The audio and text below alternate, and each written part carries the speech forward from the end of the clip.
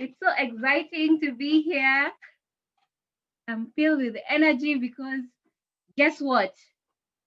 Today, 8 years ago, it was declared World Energy Day. We are celebrating 8 years of World Energy Day exactly today. Please unmute yourself and let's just celebrate.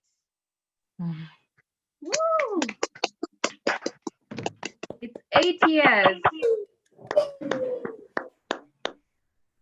of World Energy Day. And so I'd like you to unmute yourself and say, Happy World Energy Day. Happy World Energy Day. Yes, this is what we have been gearing up for. This is what we've been waiting for all week. This is the day that we celebrate energy around the world. 8 years ago, in July of 2012, about 100 delegates sat down in Dubai and they decided that they would inaugurate 22nd of October as the celebrations for World Energy Day. And that's how we were able to be here and to start these celebrations. And we are really happy to see all of you here to celebrate energy and to listen to our speakers who we've lined up for the day. It's really exciting. It's an exciting day. I'll just share a recap what we looked at. As you can see, it's World Energy Day, the future of energy in Africa, innovation, efficiency, and interoperability. And so we'll have the conference, different speakers coming on. We'll also have the Innovation Awards, Youth Innovation Awards. You do not want to miss that tomorrow because the youth are a big part of the things that we are doing in the energy space. So you do not want to miss that. We'll also have the first ever Energy Professional Awards in Kenya and in East Africa. So you do not want to miss that as well. We'll also have a complimentary CASO training happening tomorrow as well. So we have many topics lined up for you. As you can see, a wonderful array of speakers. If you were there yesterday, you would have seen about 9 of the speakers yesterday. Today we have more coming on, and it is really, really exciting to be here. And so welcome again to this wonderful day. We'll start off with our very first speaker. He's going to be speaking about sustainable development, creating bidirectional linkages between SDG 7 and SDG 9. But before we do that, I think it's important to have some ground rules. Might have forgotten about that, but ensure that you have enough data to sustain you through the next about 3 hours. Ensure you mute yourself unless you are invited to speak. Please rename yourself to have your official name, and you could add your organization at the end so that we know who is in the room. Ensure you're in a quiet place that does not have noise. Please log in on one device so that there is no echo in the background. And feel free to post your questions on the chat as we go on with the presentations. And then there are wonderful things that await you at the end of this conference. First, you get some CPD points. This conference is registered with the Engineering Board of Kenya. And so there's 12 CPD points to be collected for this conference. And you also get a certificate of participation from being in this conference. So pay attention, be there. You don't want to have a certificate and you have no idea who spoke in the conference. Ensure that you pay keen attention and you're here throughout. And so, as I was saying, we move on to our very, very first speaker. As I said, he's gonna be talking about the SDGs 7 and 9. SDG 7 is on energy and SDG 9 is on industry, innovation, and infrastructure. And he's going to see what are the sustainable linkages between these two. He's also going to be talking about inclusivity, establishing inclusivity in energy financing models. And the speaker for the day is called Douglas Logedi. He is a researcher with GEN's trilateral chair. He's been the GEN's trilateral, wow, that word. GEN's trilateral chair is a partnership between Stellenbosch University, Brunel University, and the University of Nairobi. And his focus is on pricing models, energy pricing and energy pricing models in Africa. And he is also an author of a book named Chasing a Bullet. It's a crime fiction book. So we have an author in the house. He has a background in finance, and so he is the right person to be speaking about this topic. I would like to introduce Douglas Logedi. Welcome, Douglas. The floor is yours. Thank you very much. It's a very interesting introduction that you give there. It's the GEN's trilateral chair. That word can become a So thank you very much. My name is Douglas Logedi Luhangala. I am a Kenyan, first of all. I am a passionate person in terms of sustainable energy. I started thinking about sustainability when I was in second year. I started a blog which I was just trying to blog about sustainability issues and expounding on the sustainable development goals because I thought my campus classmates and schoolmates did not understand it much. So that's where my passion began. But then I was studying finance. So I tried working in finance for a moment. I worked at Rift Valley Railways and also Seven Seas Technologies. But then I quickly discovered that I was not cut out for finance. So I left that particular line of work and quickly ventured into research. My first research project was researching information about my own book, which I have published. It's called Chasing a Bullet. So I was just trying to research about crime in East Africa and, just trying to document things about it. And that's where I met my boss and my current mentor, who introduced me to the research in the area that I was interested in. That's academia and energy, to be specific. And that's how I landed myself on the GENS project. GENS is a short form for gendered energy solutions, or if you want to lengthen it, mainstreaming gender in energy sustainability, especially in sub-Saharan Africa and in informal settlements. So we have done a lot of projects in Kenya and South Africa as well. And as Lynette said, it's a partnership between the University of Nairobi, led by Dr. Mola Mbole, Stellenbosch University in South Africa, led by Professor Josephine Msango, and Brunel University in London, led by Dr. Fabrizio Question. It's important to mention that I work in a team, and I know some of my team members are here. I work in a team of about 24 people, and it's still growing. The team is drawn from Kenya, London, or UK, and South Africa, and other people working from different parts of the world, but then working under these three institutions primarily. So without so much more in terms of introductions, because I think that's quite a lengthy introduction that I've given there, just want to take you through what we'll be talking about today. So today we want to look at SDG 9 and SDG 7 to be specific.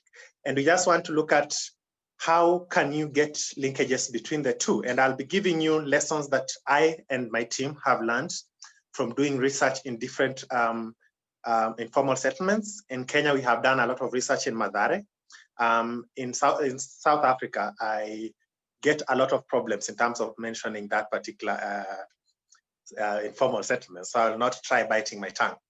Yeah, but we've done a lot of research in both countries. I am based in Kenya, and my interest is in energy pricing and energy price modeling. So very quickly, I'll just give you a bit of a context to what we'll be talking about today. First of all, before we talk about SDG 7 and SDG 9 in Africa, you need to know some basics about Africa. Sub-Saharan Africa mainly has 1.1 billion people. Now, I know somebody will tell me, no, we have 1.4 billion people. But then I have intentionally excluded the part of Africa that is part of the MENA region, that is the Middle East and North African regions. So the Arabic part of Africa, to be a bit cliche, is often not considered to have the same challenges as the rest of the sub-Saharan Africa because of the benefits that they get by being part of the MENA region. That means that their development is a bit more fast-paced, and their development can be better evaluated based on the development in the Middle East and not the development in Africa, because that is the region that they subscribe to most. So I hope you now understand why I say 1.1 billion and not 1.4. 60% of Africa is aged below 30. So you have to know that this is a very young continent that you are looking at. 70%, as we know, are still reliant on traditional and unsafe fuels. That is things like kerosene and biomass. And 500 million people do not have access to electricity. This is very important background considering this last point, that sub-Saharan Africa, from research, from testing, and from science, has the potential to produce 350 gigawatts from hydroelectric power. And the Congo River has been touted to be one of the best in that. 110 gigawatts in terms of wind energy. And Kenya in the north is tapping into that already. We have 1,000 gigawatts, not 100, from solar. Africa has the biggest desert in the world, the biggest single desert in the world in the Sahara Desert. And I'll be showing you a map that shows just what part of Africa has what potential. When you understand this basis, then you understand that having 500 million people without access to electricity and having this potential is quite of a mismatch. So it begs the question then, where is the problem? And why is Africa left behind that much? To just know how much Africa is when you rank it close to the world, I got this map from the World Bank. And if you look at the darker color, the darker coloring means looks at the people who have the best access. So like 100% access in the United States, in most parts of South America, in most parts of Europe. When you come to Africa, you can see a lot of light shading there. Kenya is somewhere between 60 and 70%. South Africa is somewhere between 80 and 90%. Nigeria is somewhere between 70 and 80%. No, Nigeria is somewhere between 50 and 60%. The northern part of Africa, now, if you look at this map, you realize why I excluded the MENA region, because they are above 90%, all of them. And in fact, one of the biggest solar plants in the world is found in Africa.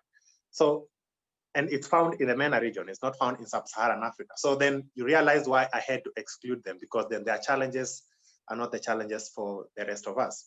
Now, there's a funny corridor when you look at the map of Africa that cuts through the center of Africa, almost shaping the map in itself, that is very light. So you look at that map, it cuts from the western coast, and it cuts through the center of Africa. It kind of excludes Kenya in a way, then it goes down all the way up to Mozambique. This is the most energy poor part of Africa, to use that particular word, is the part where it has the least access. There are actually countries in Africa which have 0 to 10% access to electricity, which is considered really, really, really troublesome anywhere else in the world. Now, it is very unfair for you to tell people about how poor, energy poor Africa is without telling them what is the potential that we have in terms of production. Now, I talked about this earlier. I told you that we have potential to produce different forms of energy. And if you look on the left, you'll see the key. There's the biomass, geothermal, hydro, solar, wind, and so on. And you can see on the map, I've tried to place them in different places which have the highest potential. If you look carefully, you'll see that a lot of these are crossing through Kenya. If you know the geographical location of Kenya well, you'll see we have parts of geothermal because of the Great Rift Valley. There's a lot of potential for geothermal in the Great Rift Valley. We have parts of wind, especially in the northern part of Kenya. We have very high potential in hydro, and we have very high potential in solar because of also the northern part of the country. So, and the rest of Africa has the same. Pretty much is evenly distributed across Africa. And the countries that are located closer to the oceans have a high potential in terms of wind energy. And the countries that are located at the desert areas have a lot of potential in terms of solar energy. as you'd expect. And the countries that are located or that have parts of the Rift Valley crossing through their country have a very high potential in terms of geothermal. And then, of course, we have isolated cases which have potential for geothermal, even though they are not part of the Rift Valley, especially in the northern part of Africa. And also bioenergy is very, very much evenly distributed across the continent.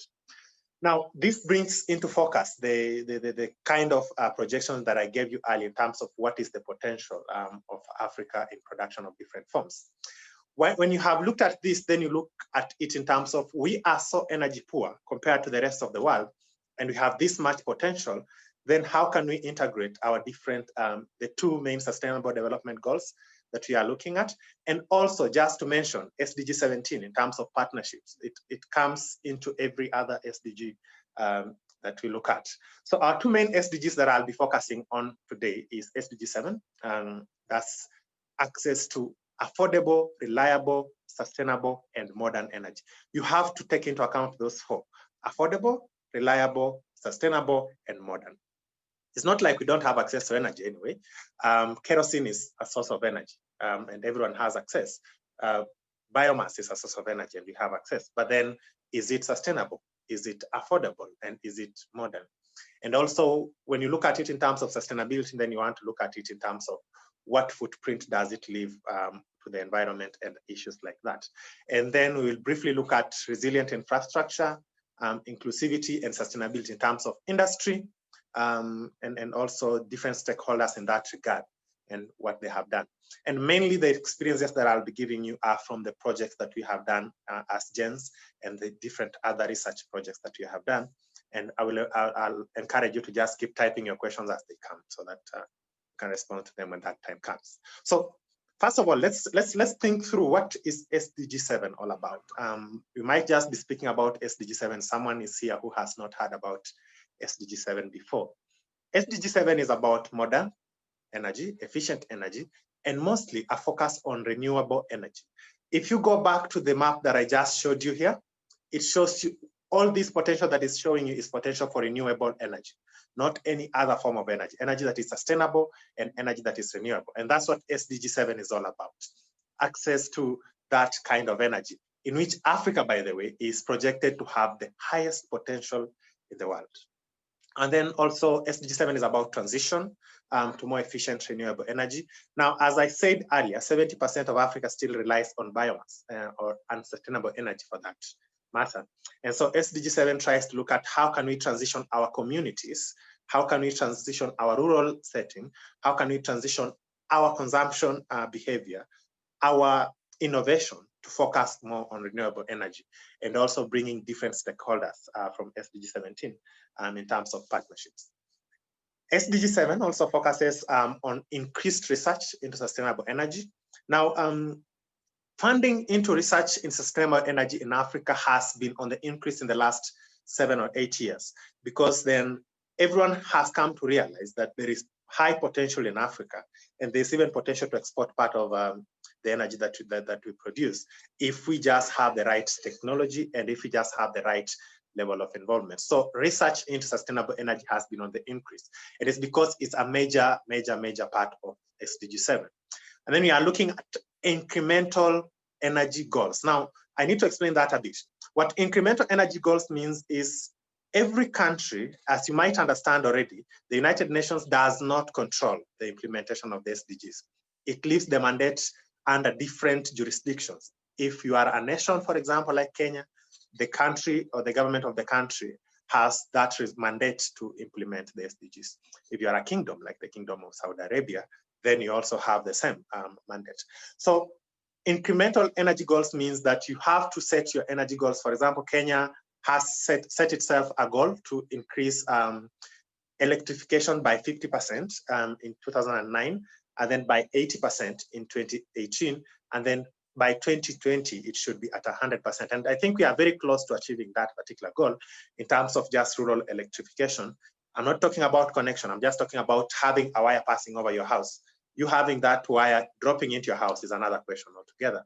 But then there has been a push towards this. If you look at another goal like tree planting, Kenya has a target of reaching 10% forest cover by the end of 2030 or by 2030. So then at 2030, then Kenya has agreed to set another goal, which might be maybe 15%, so that at the end of the day, we are increasing our sustainability over time and just trying to reduce the climate footprint. So that's what it means by incremental goals. And that's what SDG 7 is all about. SDG 7 is all about these 4 areas.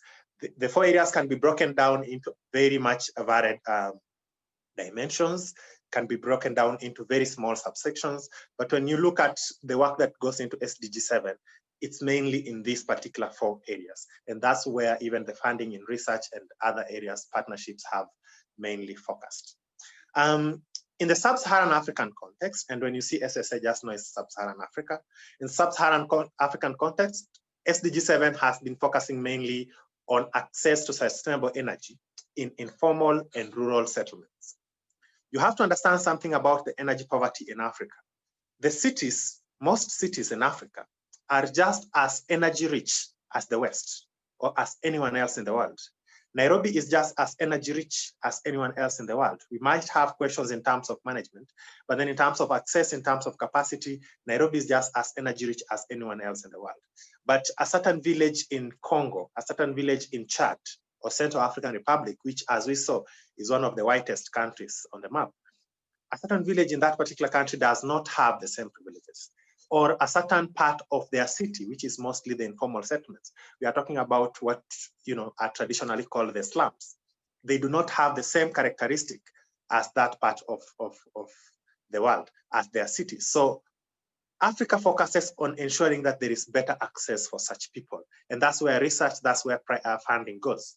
Africa also focuses on developing pricing models that favor these 2 groups of people. Now, the pricing for energy in Africa, as I'll tell you, and this is why our research has focused so much in this area, the pricing favors 2 forms of energy. And when I mention the 2, you can already guess why. It favors oil and oil-related products and electricity. If I asked you trivially to guess why, I'm sure in 3 guesses or so, you'll have got all the reasons. Number 1 is because of the government interest. The government is so much interested in terms of income, especially from oil, and also in terms of control, especially from electricity. So then that means the pricing for these 2 is somewhat understood. It's not understood, but then at least the stakeholders at that particular level understand how the prices for these 2 are arrived at. The question about whether the person in the informal settlements understands is an open one, because 90% it's a no, unless they are working for government as well. And then also, there has been a lot of focus on pay-go models in terms of breaking bulk for energy, and also in terms of making the energy affordable, and in terms of making African energy use even more sustainable. Now, in different countries, there are different companies that do this. There are different pay-go companies in your country. I'll assure you that there is at least 1 or 2 if you put some work into finding out who they are. I actually found that every country in Africa has at least 1 pay-go company operating there. In Kenya, we have about 13 of them. And now I know the Kenyans will be asking me, which ones are these? We've never seen them. There are companies that are working in ethanol-based energy. There are companies that are working to break bulk in gas, LPG. There are companies that are working specifically to break bulk in LNG and different other forms of energy. So this has been a major focus for SSA. And lastly, which is a point of major focus for gens, is gender mainstreaming in energy, especially increasing women inclusivity. Now, when I talk about increasing women inclusivity, people start thinking that you just have to increase the rate of women using energy. No. What we mean by gender mainstreaming is the exact meaning of the word mainstreaming. You have to make them mainstream. Mainstream means put them at a higher level, make them decision makers, ensure that you include them as entrepreneurs, ensure that you include them at the policy level, because they are the main consumers of energy anywhere in the world. And also, they are the most affected by energy problems anywhere in the world. So you have to mainstream them, because then they will give you a first-hand experience of what goes on and what can be improved and how you can make it even more affordable and more sustainable. And as they say, 100% of energy needs are made by, their decisions are made by the women, whether the men accept it publicly or not. So you have to understand that that happens. Even the light that we use, trust you me, even the number of times that you charge your phone in the house as a guy, as a man, it's sometimes decided by the woman. You just don't know that she made that decision. Now, I don't want the gender discussion to boil over, but trust me, it's a fact. When you've understood the SSA context, then you have to understand what is being done currently in terms of SDG 7. When you understand what is being done, then you'll understand how can you plug in, then you'll understand how are these different goals plugging into each other. So what is being done? Number one, there has been a lot of research in terms of mainstreaming gender, especially for informal settlements in Africa and for rural settlements, and also for the marginalized settlements in Africa. GENS, as you see, I've indicated there, which is the organization that I'm very loyal to, is doing a lot of work in this. And there are different other organizations that are working. And I'll give you examples of Kenya. There are organizations that are working in the north, in Turkana, in terms of finding different forms of energy that can work for those people. There are organizations that are working in the northeast, especially in Wajir, to find out how they can have energy on the go, especially considering the security and living lifestyle of those people. They need some energy that they can carry around. So there are organizations that are working there. There are organizations that are working in the central part of Kenya to find out how they can increase their natural or their bioenergy potential. The organizations that are working in cities, in towns, in informal settlements, in Nairobi, for example, like GENS, to find out how informal settlements can have better access to energy at more affordable prices, at more reliable levels, and also to pay for them. Very important. Now, I'll just throw this at you because it's not part of what I intend to tell you, but I'll just throw this at you. 67% of energy consumed in informal settlements in Kenya is not paid for. Think about that. Now, the second issue that is happening is there has been a lot of stakeholder engagement in terms of energy transition to renewables. So there has been a lot of engagement from different people to government. There has been a lot of engagements from different people to companies and to producers, and also to citizens in terms of what do you want, how would you use it, and things like that. And also GENS is very much actively involved in doing this. And all the projects that I've mentioned to you have an element of stakeholder engagement. Some of them don't do it as well as you do, I'm sorry, but then there's at least an element of it in each of them. We have a mission, if I'd say, to fast track user-friendly, simplified, accessible, and relevant energy pricing models for sub-Saharan Africa. Now, if I asked you on this particular conference, do you know how the electricity you use in your house is priced? I would be so much excited if half of the people here said yes, but I would be so much surprised if 40% said yes, because then a lot of us, more than 60% of us, do not know. We just know that you pay 13 shillings per unit and you get units and you feed them in your meter and it works. That's all we know. But then do you know how it is priced? Do you know how it is arrived at? You don't need to know the mathematics because the mathematics can be complex. But then do you know the basics? Can you do it yourself? Can you know how much you'll pay for electricity next month and issues like that? That's a major problem, in informal settlements. And that's what researchers and also different stakeholders are trying to fast track.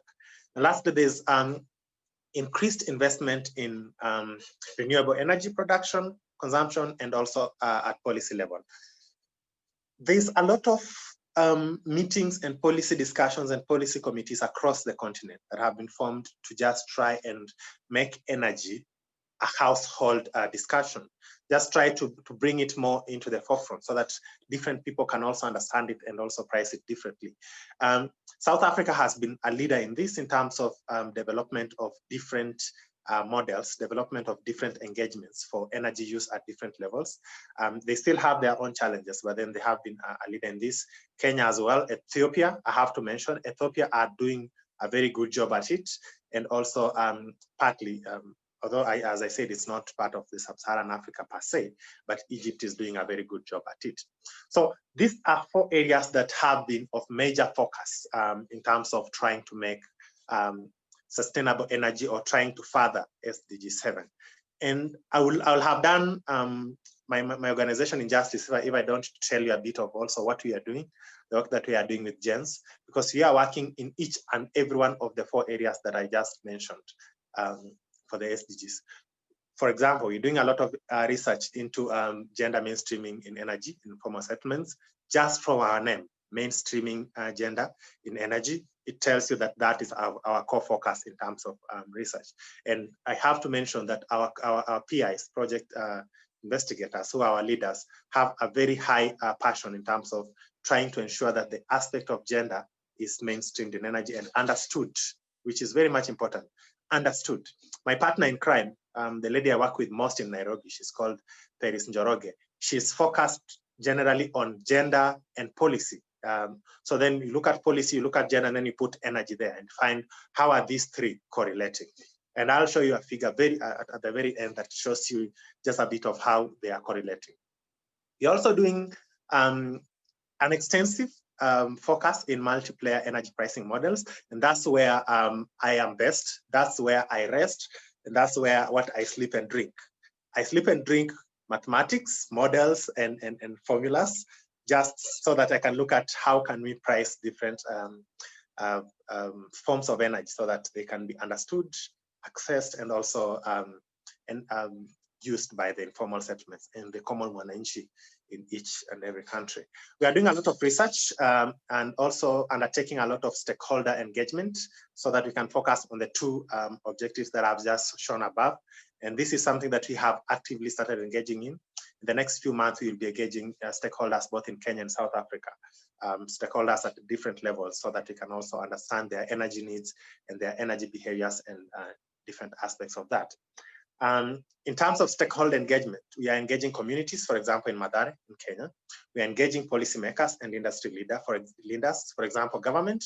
For example, if you are in Kenya, KPLC, EPRA, and such organizations. If you are in other countries, of course, you have your energy regulator, you have your energy pricing agency, you have your energy distribution agency, and also production agencies and issues like that. And also we are engaging academia and researchers as well to just try and make sure that you understand the pain and the challenges that people from different levels face. There's a common saying in the echelons of government that the suits make the policy for the shots, and the suits do not understand anything about the shots. What that means is people who are in these informal settlements are assumed to work in shots because they work mostly in informal kinds of labor. And then the people who are in suits sit in offices and they throw their jackets on their chairs and also go away. Sorry if you work in that sector, I don't mean that you do that. Just assuming, imagining that there's someone somewhere who does that, not you though. But then the feeling is that when you make policy for the people at that level, then you don't understand their feelings. So this kind of stakeholder engagement then just helps you to understand these people more. And what have we learned while we are working in that? Very critical, because this will help you to just understand the gaps, and also where getting out of this conference, you can also plug in as a stakeholder, and also in terms of research, and also in terms of investment and innovation, if you are doing that. Number 1, women will be important if we are going to achieve any progress in SDG 7. And as I said, you might not know it, but then the lady in your house makes a lot of the decision in terms of the energy that you use. So you have to accept that reality and also involve them more. Number 2, if we have to make proper transition, then we are supposed to change our pricing in terms of the stakeholders that we involve, and involve all the stakeholders from the bottom up. The problem that we have with pricing and also policy pricing in Africa is the people are involved, but then we just involve them at a level where we are just collecting their feedback about the already formed opinions. And we are not really involving them when it comes to how do you do this. We are just asking them, we are going to price electricity at 30 shillings per unit. What do you think? That is not a good way to involve them, because they tell you it's bad, it's good, we don't like it, we like it. But does that really help them understand it? No. Does that help them transition? No. What it does, it makes them feel that whatever you are giving them is more expensive. Yet research has shown that sustainable energy like electricity is cheaper in the long run compared to things like biomass, charcoal, and such sources of energy. even gas. Electricity is actually cheaper than LPG from research. So you have to encourage people to understand how it's priced so that they can understand why they should use which one. Number three, in what we have learned is if we are going to make this house or commonplace, then we are going to have to infuse a lot of energy. As I told you, in energy price modeling, I look at a lot of formulas in models like the IRENA, the GASH models, including the neural networks and such other prediction functionalities, price fluctuations. All those are formulas. All those are just numerical things. And as you can imagine, not very many people are comfortable with numbers. So you have to infuse technology so that you can, find a way of putting these numbers together in something and then now feeding it to the people in terms of a model that they can just put in numbers and, get back projections or predicted price. For example, I'm just giving you an example of the things that people look at when it comes to energy pricing here. And you look at mostly across Africa, there are the IRENA models, the GASH model, the neural network incorporation, adjustment to socioeconomic and political factors, and much more. I'm talking about price fluctuations, the gamma fluctuations and issues like that. You do not need to understand any of those.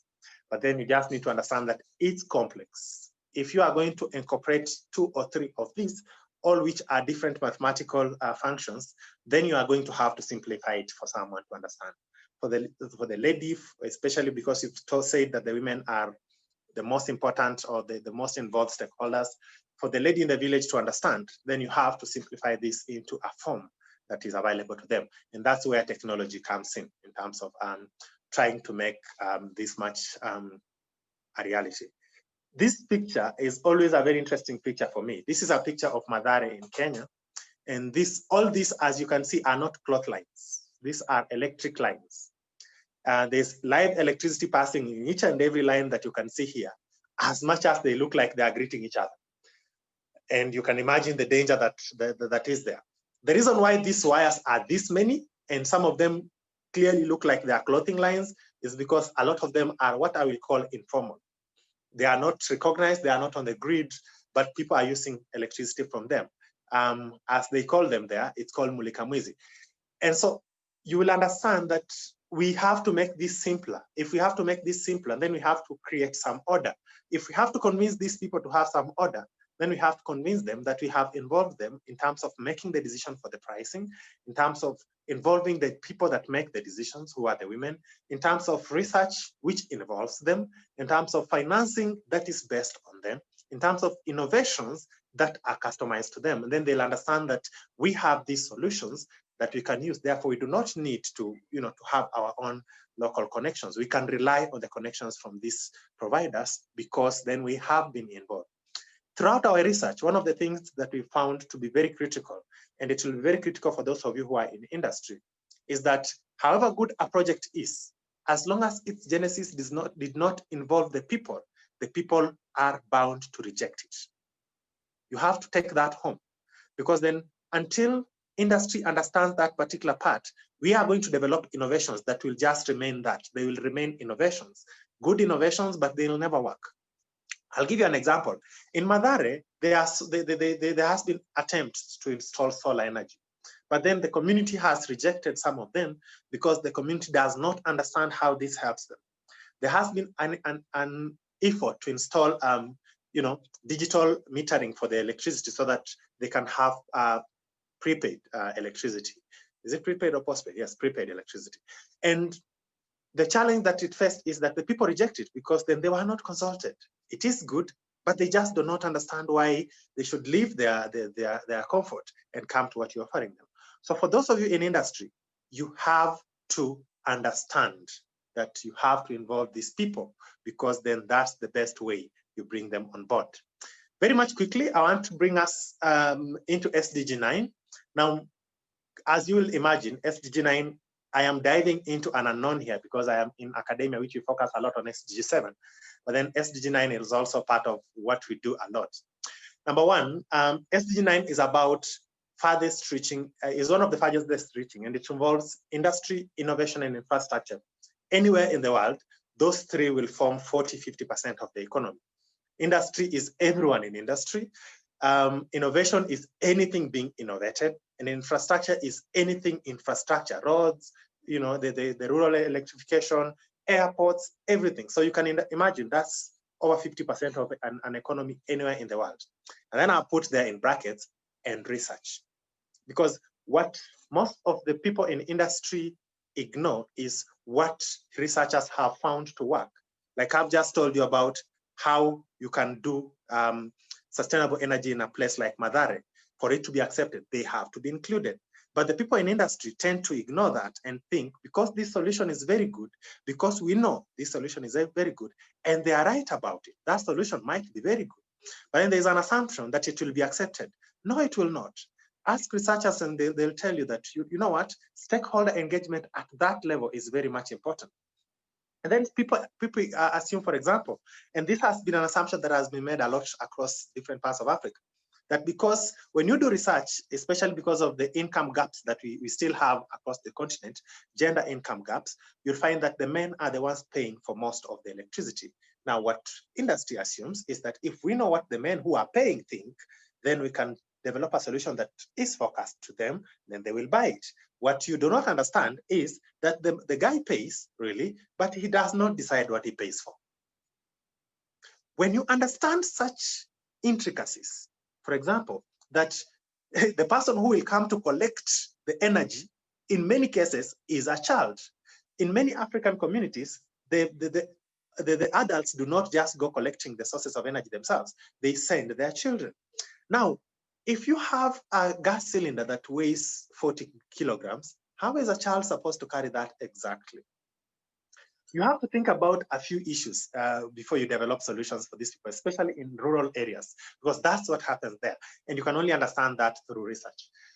Number two, this is mainly about scoping different stakeholders and including them in terms of what happens in industry and innovation. And this includes, oh, and I understand that I just have 7 minutes. This includes NGOs, academia, and also the people. So you have to understand how to incorporate them in different aspects of what you're doing. Number three, understanding SDG 9 means that you have to understand the role of each stakeholder. Now that statement could be vague and it could be misunderstood at different levels. And I chose to leave it at that because, as I told you, this is the widest SDG in terms of coverage. There are others that are wider, but then this is also very, very wide. And the stakeholders are quite many. So if I start telling you about the role of each stakeholder, we are likely to spend the entirety of the conference on this particular topic. There is the government, of course, which is the biggest stakeholder. There are the people who are also very big stakeholders. And then there's industry and innovators at another level. You have to understand them in the way in which they interrelate.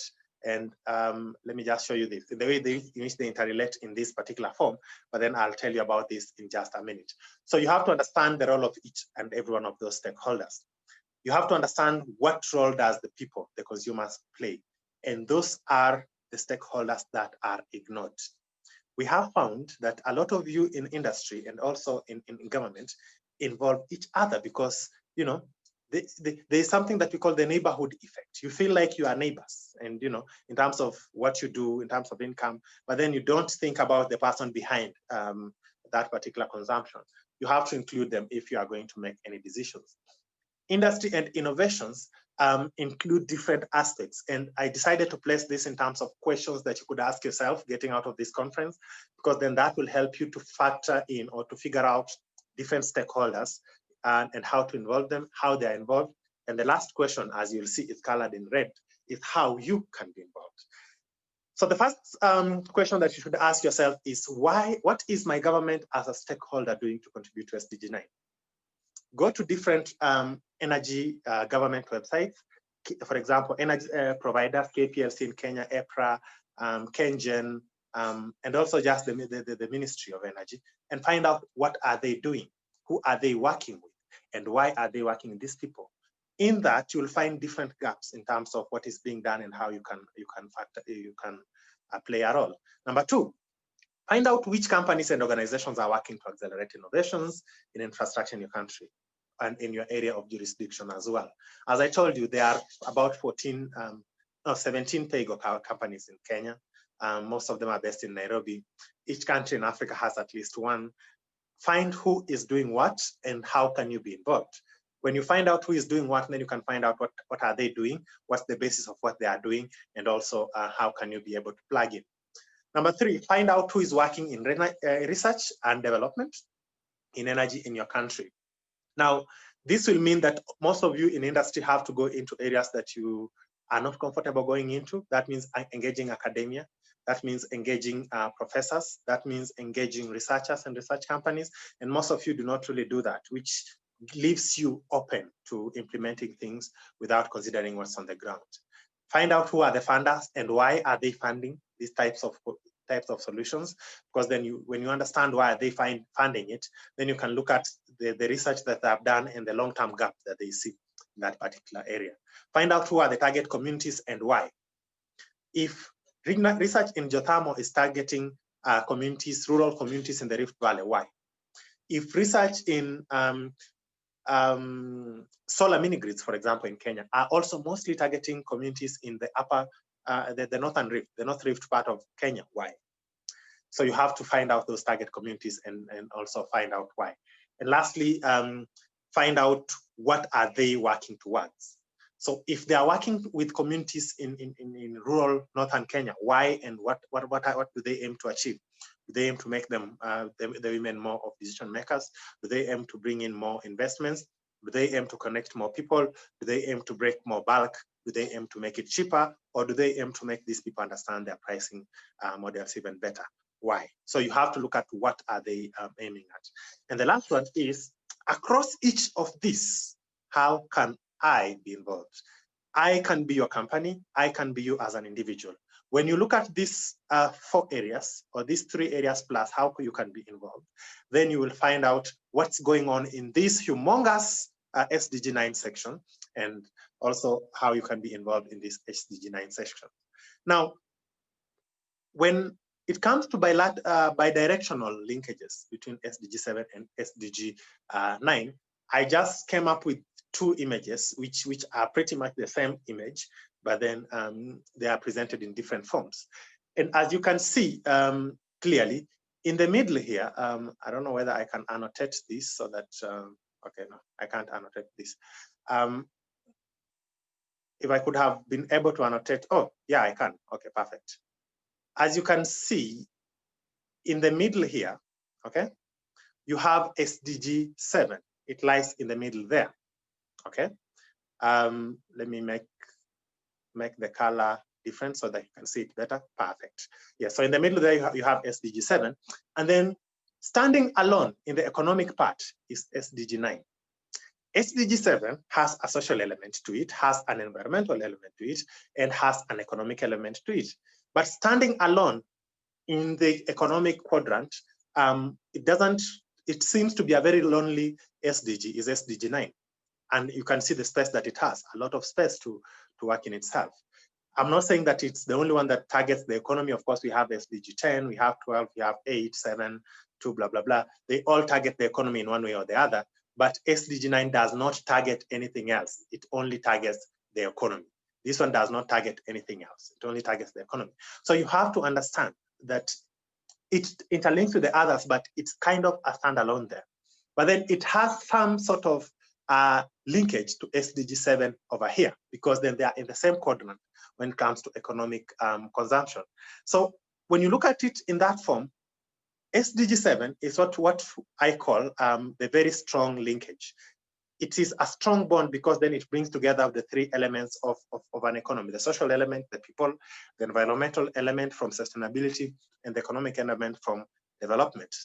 SDG 9 is mainly about income and developing.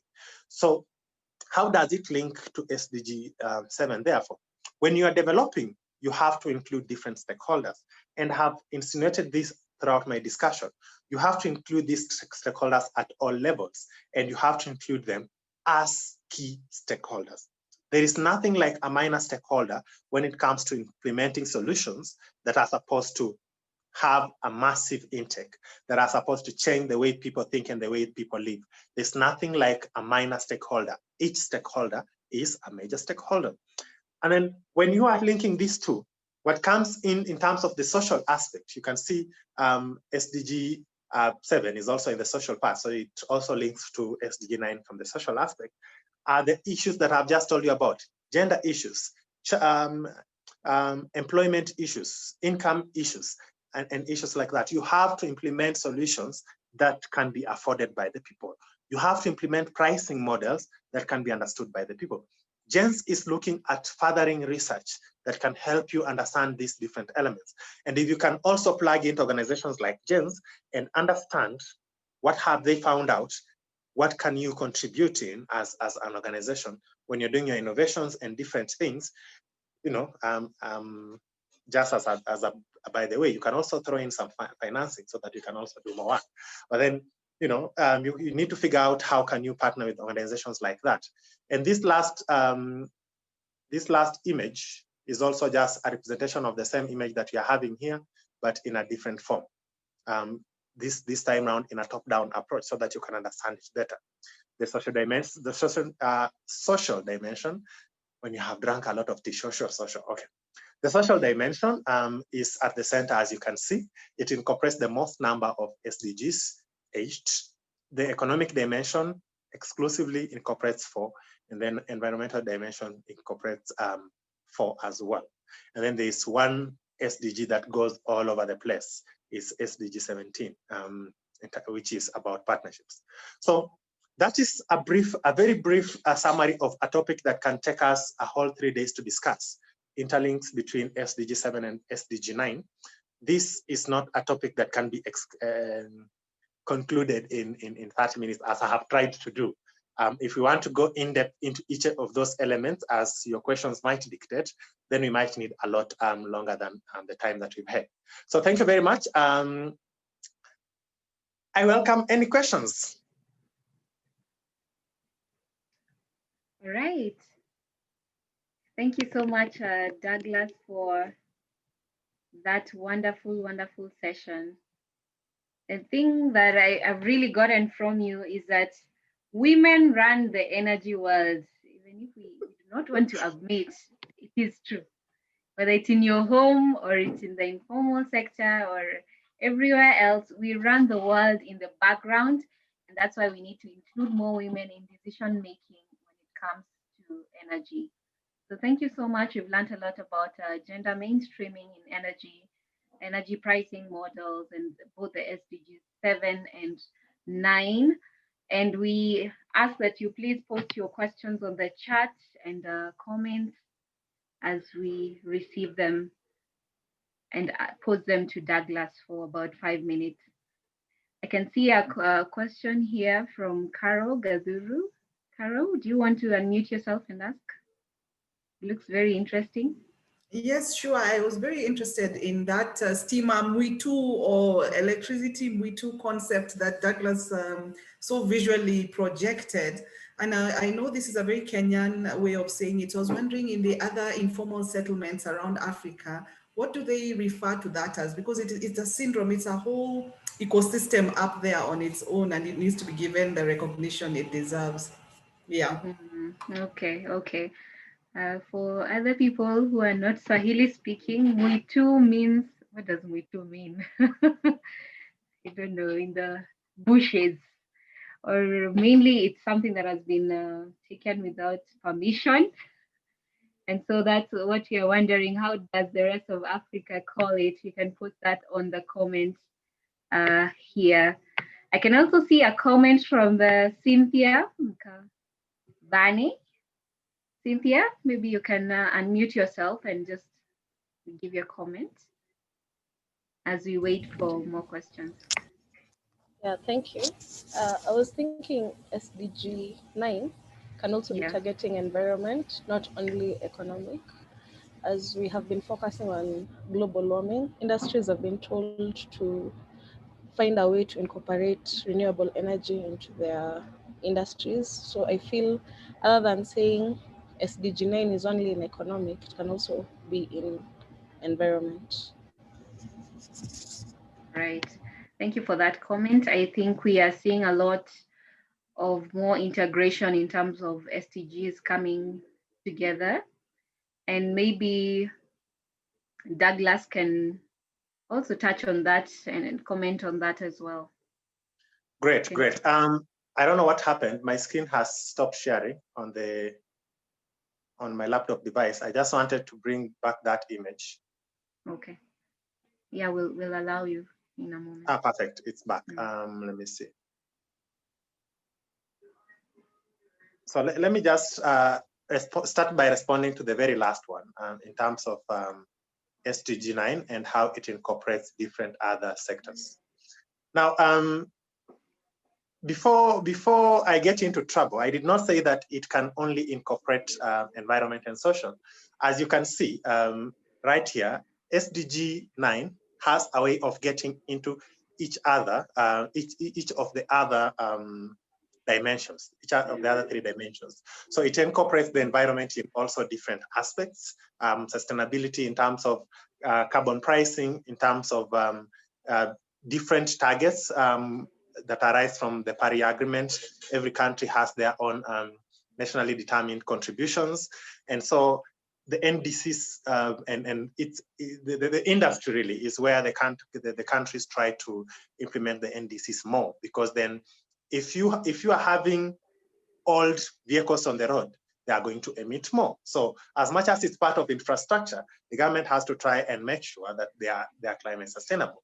If you're having more industries using coal, for example, then is it sustainable? The government might want to look into that. If you have more energies, more companies using solar, then that's more sustainable. So there's these goals are fluid, so to say.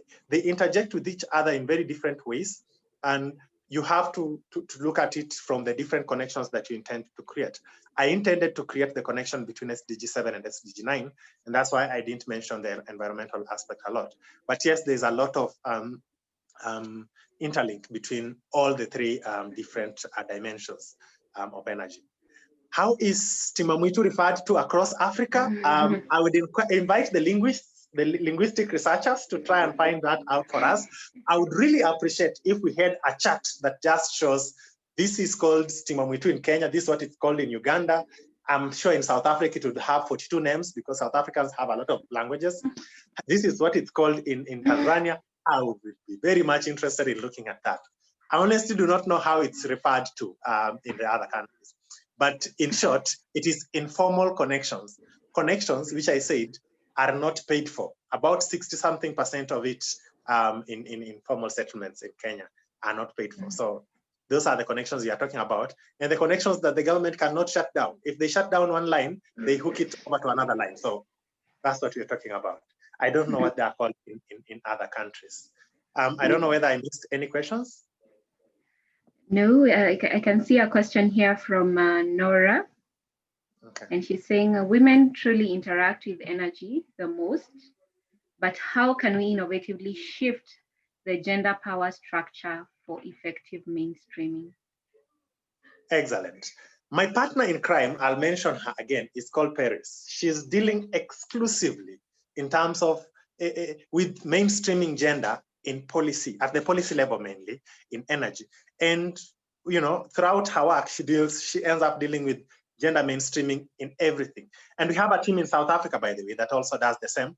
And my colleague from the UK, she's called IRENA. She's also working a lot in terms of stakeholder engagement. And I think IRENA is somewhere on this call. If we are supposed to include women better, and my boss and PI in Kenya, Dr. Amola Mbole, always says this, if we are supposed to include women better, then we have to move away from looking at them as women. We have to move to a point of looking at them as equal stakeholders. That means that you have to look at them as people who can take part at every level. As I said, they run the show. So when you are making the decisions in terms of what policy is best for energy, do you have a woman who can give you perspective at the policy level? When you are making decisions in terms of what innovations do we need that can further sustainable energy, do you have a woman who can give you the woman's perspective? When you are making decisions in terms of what are the best means to distribute, do you have a woman who can give you that perspective? I'm not saying that you don't need the men at that level, but you have to understand that you cannot make a decision for people living in mud houses if you have never lived in a mud house. You will not understand how many doors are necessary for a mud house. Do we even understand the role of an escalator if you have never lived in a story building? No, you can't. So you have to involve somebody who has used an escalator before. So you have to involve people who are the main consumers, main decision makers, main people affected by energy. When you are eradicating smoke, for example, that means moving away from wood. You ask a lady in the village what challenges she has gone through while cooking, because let's face it, while you might want to paint a different picture, most of the cooking in the rural area, if not all, is done by women. When you ask that woman what challenges she has gone through using wood, she will explain to you challenges like she's recording a movie. As a man, I'll just say, I saw that smoke coming to the sitting room 3 days ago. I will not understand the other processes of how much tears came out of her eyes. But the lady will understand how much coughing she did, what she felt in her stomach, how much trouble, other breathing problems she's been having because of this. She will give you all that. And then you will understand, by the way, we need to move away from this. So that is how you do it. You need to involve them not as women. You need to erase the women part and now start considering them as key stakeholders at every level. That's the only way that you can be able to include them well. Until and unless we do that, then most of the energy solutions that we are trying to develop will be vague, sorry to say. All right.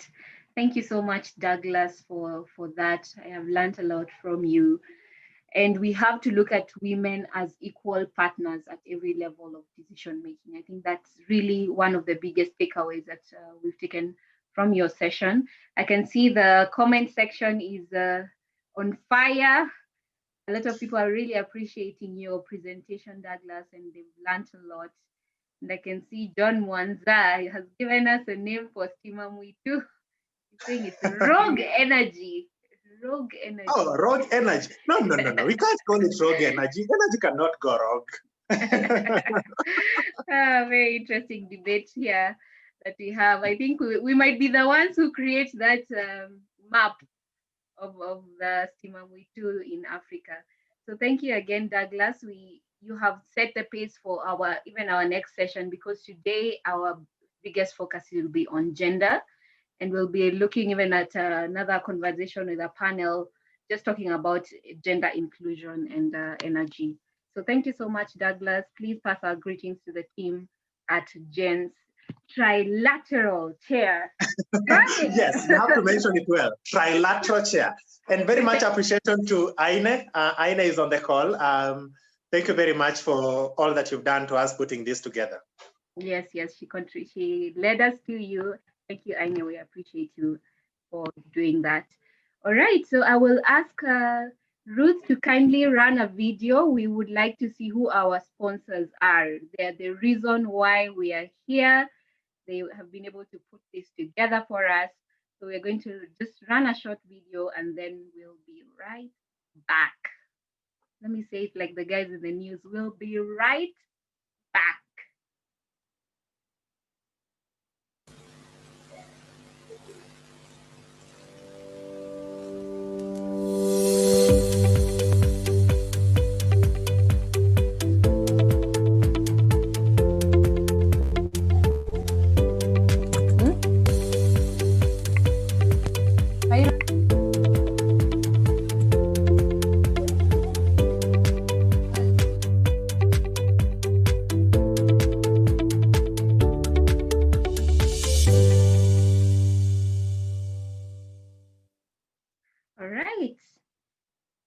Thank you so much, Ruth. And as I promised, we are right back. Here we are for our second session. It's a really, really exciting session that we have here. We have two wonderful speakers who are joining us.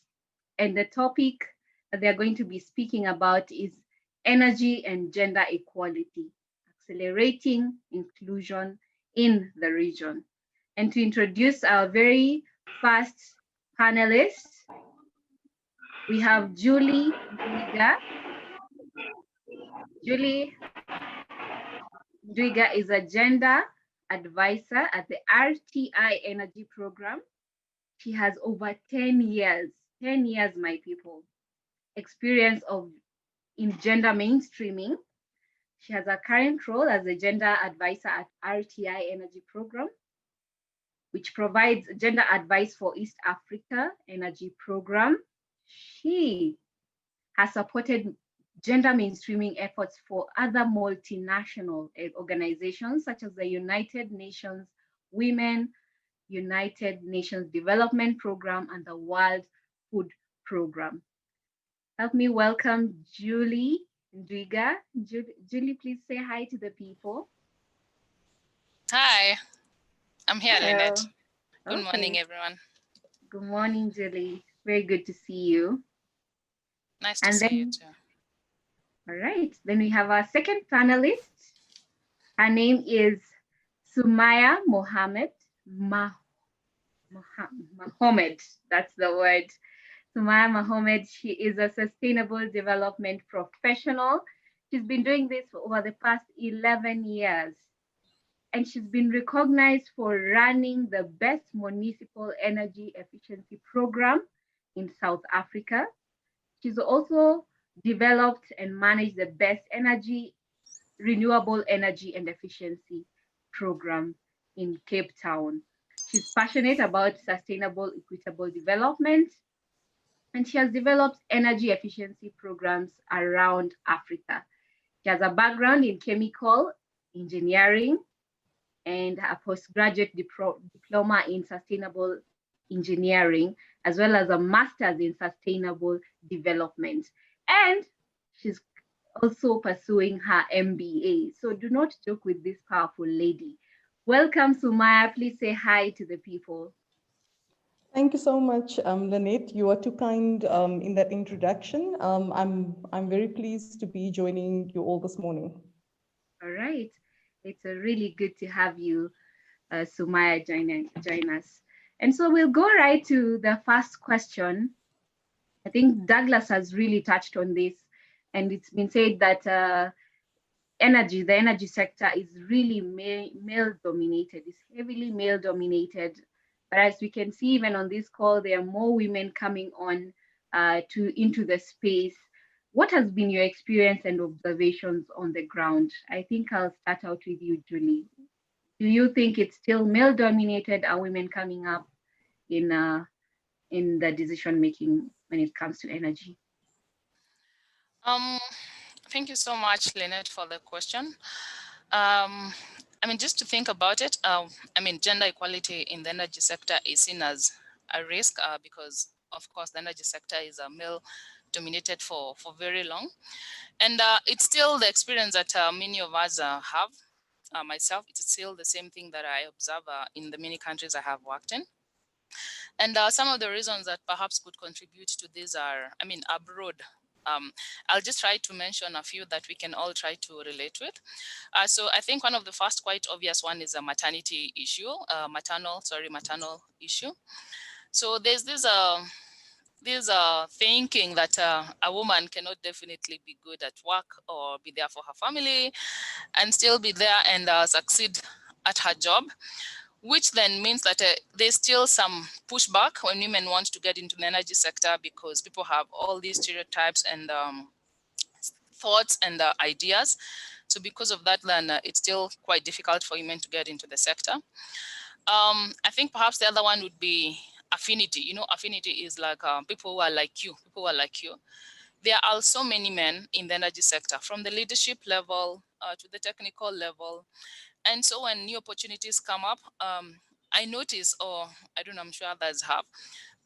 So then many of these opportunities that come up then are also forwarded to other men, you know, because also of the same belief that since we are men and we are the ones who have been in this sector, I think for this sector to continue being effective, the work we are doing, we need to have more people like ourselves who are men.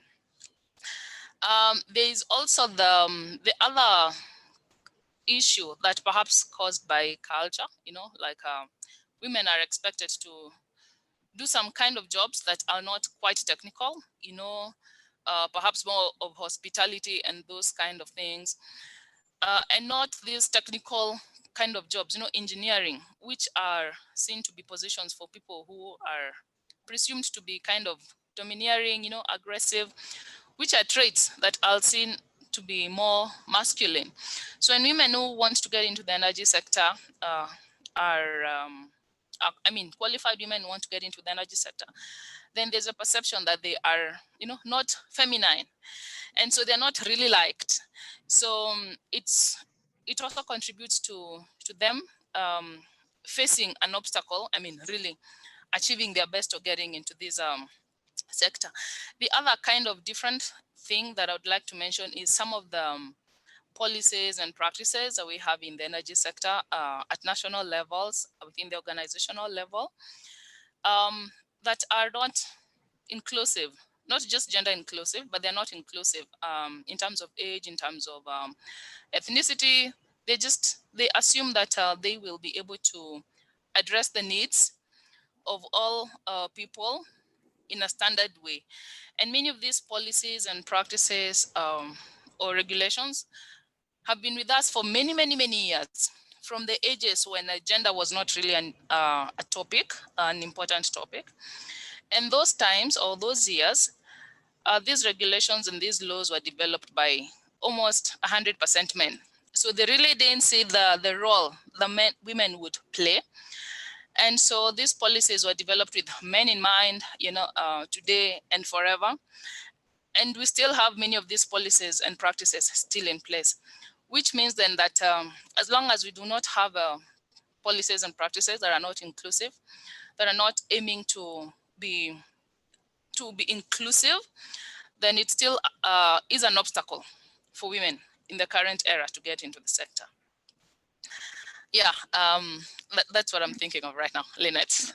All right, thank you so much, Julie. I think you've touched on a number of issues that are making have made the energy industry male dominated for a while, and we'll also look at what the solutions would be as we move along.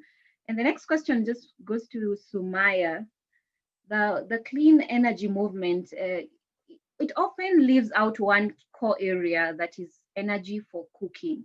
And we can see a lot of women, as Douglas mentioned, are the ones who spend time in the smoke and, searching for firewood, and it takes a lot of time. How can we regularize the voice of the cooking woman in Africa? How can we include her in our decision making for what we use for cooking and renewable sources in that regard? Thank you so much for that question, Lynette. So I think, the clean cooking, sector, while it's definitely building momentum, the first thing that I also maybe want to highlight is that, the sector is still seen as a very informal sector. So the sector isn't seen as, to be corporate, commercial, sexy, glamorous. And I think that, the people who are kind of spearheading that, they're also taking a very, narrow approach to how they're designing programs and how they are, including or starting with the woman and including that woman's voice right from, the planning, brainstorming and design stages of these programs.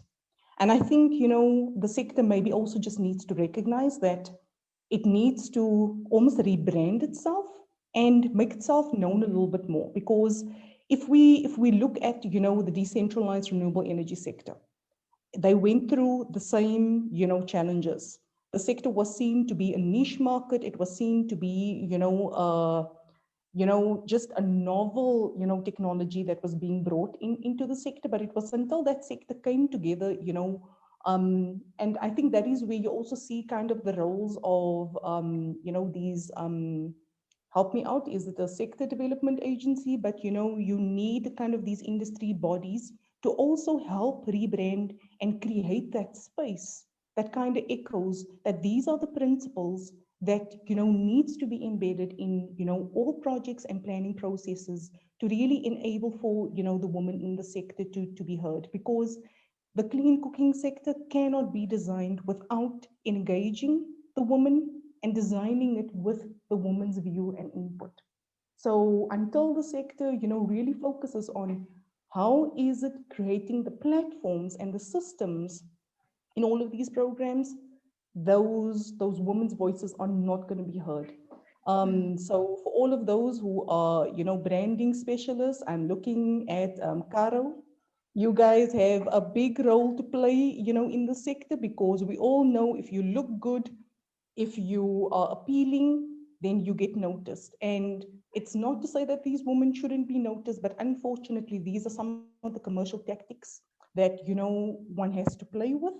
And that is where, we as professionals need to step in and give the sector a new look, feel, and brand in order for, these women's voices to be heard.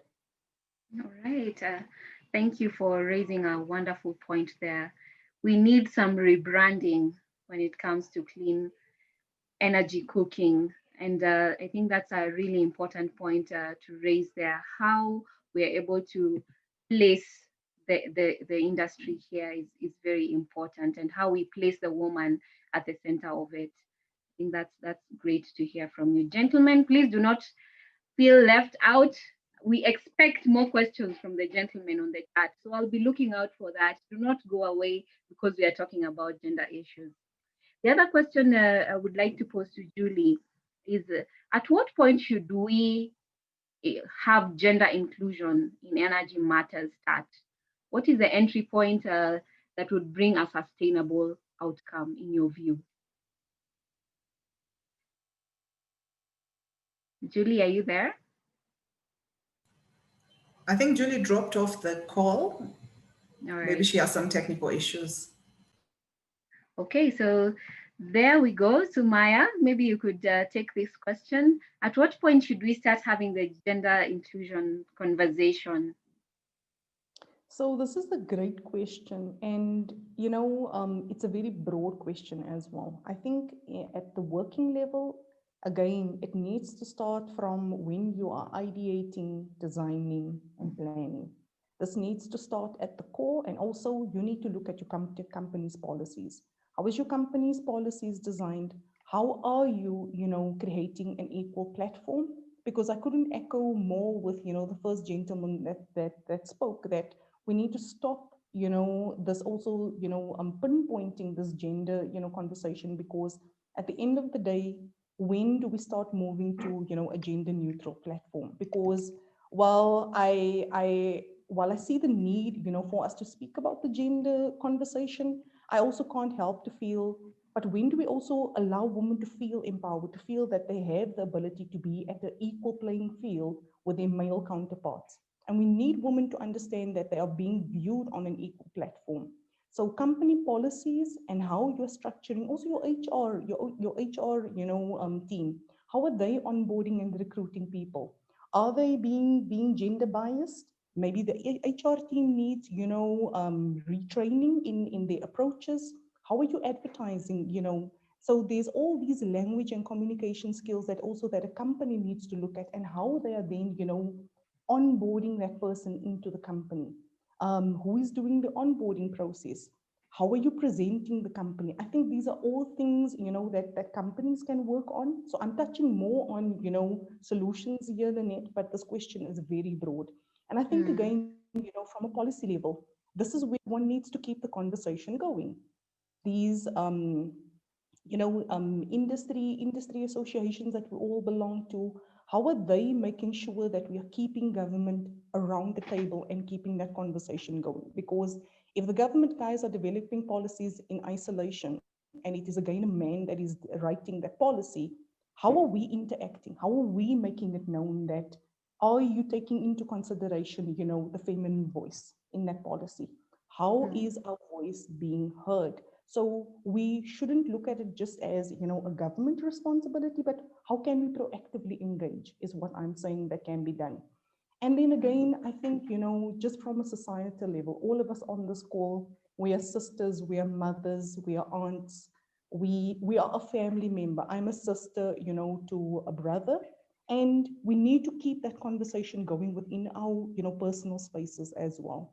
Let's empower one another, let's encourage, and let's include, and say that, look, the energy sector, while I definitely agree with Julie that it's been always seen as a very masculine, male dominated sector.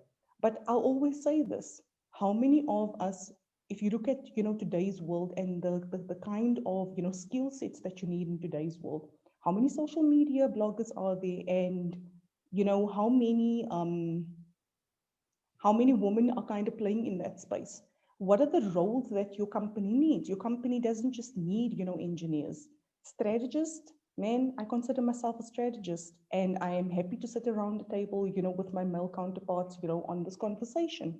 Planning, management, HR, marketing, sales. So we need to look at the entire value chain and also just recognize that women have been, playing in those roles, but how can we try and also encourage some of those women who are in those existing roles to, challenge themselves and start to veer into the technical space?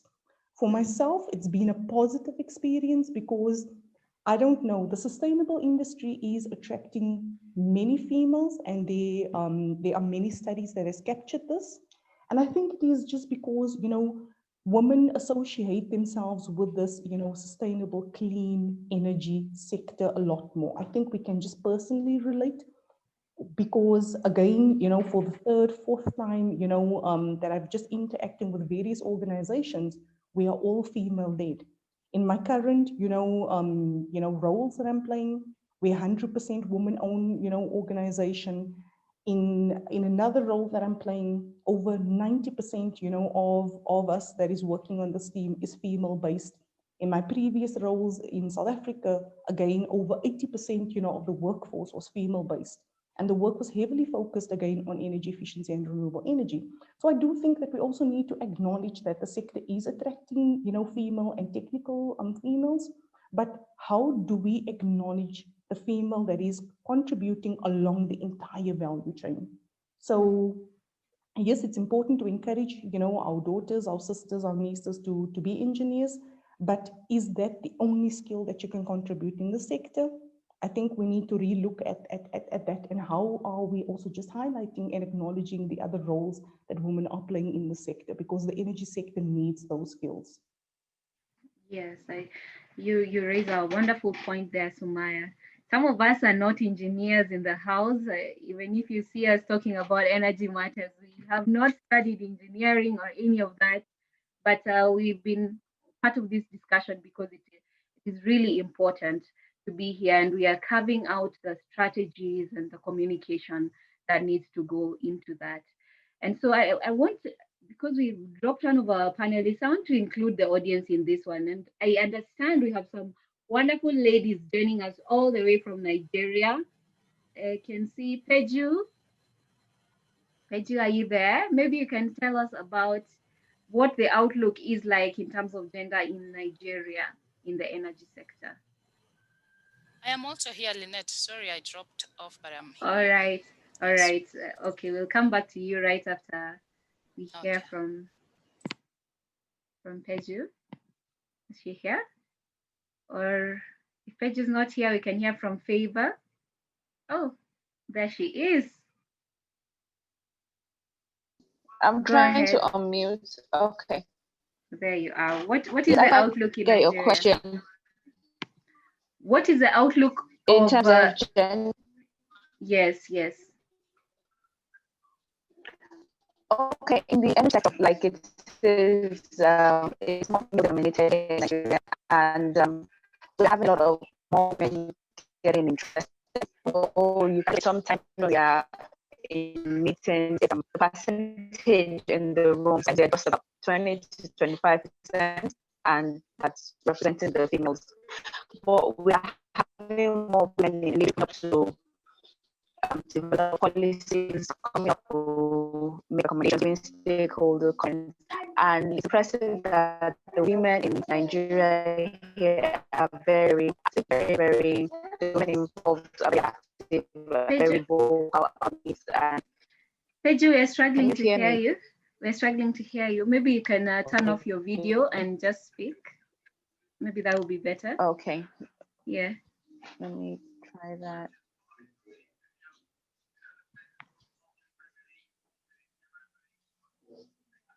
I don't know. The network is not good. Maybe somebody else should speak. We can hear you now. Can you hear me? Yes, we can. Okay. So I was saying that most times in Nigeria, it's still male dominated and we have just very few women involved. But the involvement of women is growing. And you can see that even the women that are involved are very, very active and being proactive, even in development of policy, even in making sure that our opinions are heard, and in bringing forth to the table the perspective of the woman and the impact that it has. We have, which I think is the same across Africa, we have different mentorship organizations that are in place that are trying to encourage more involvement of women, not in STEM and even particularly in the energy sector.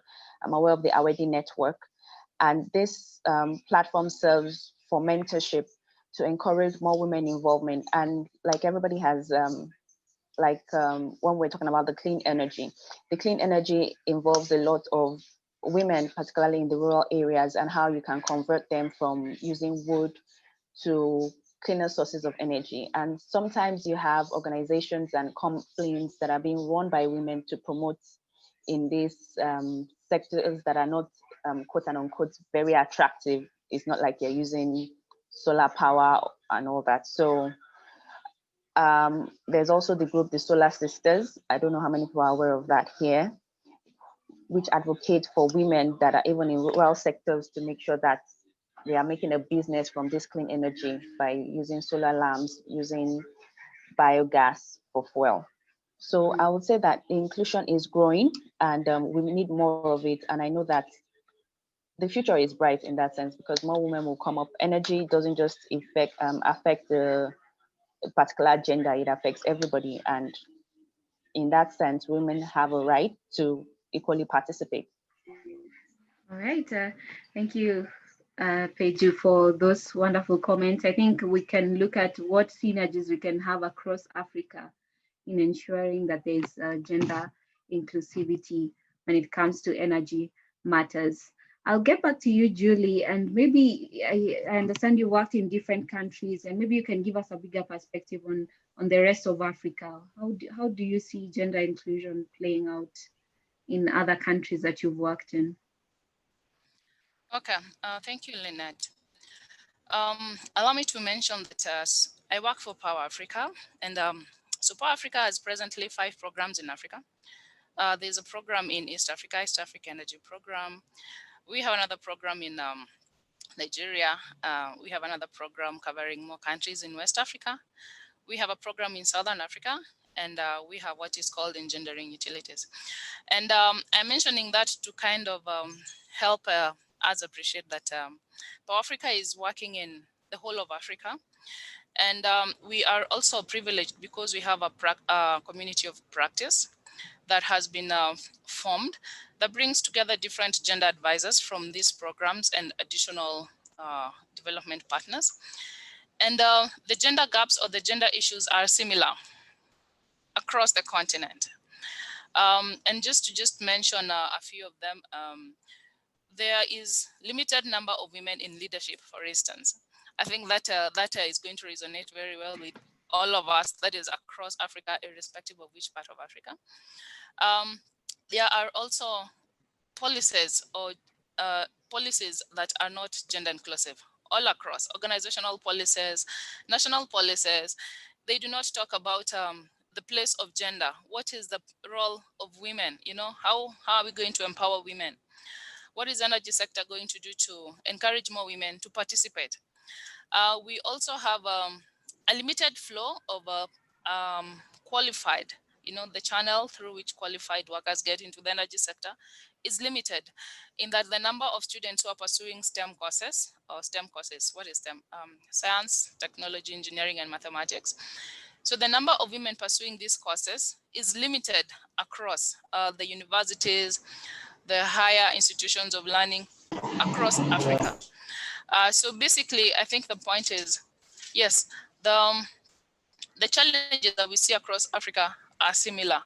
And one of the ways that I have seen that is promising in trying to address some of these challenges is establishing platforms or networks of women in the energy sector, either national platforms or national networks or regional networks.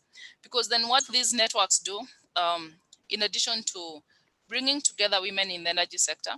They also act as inspirational sources.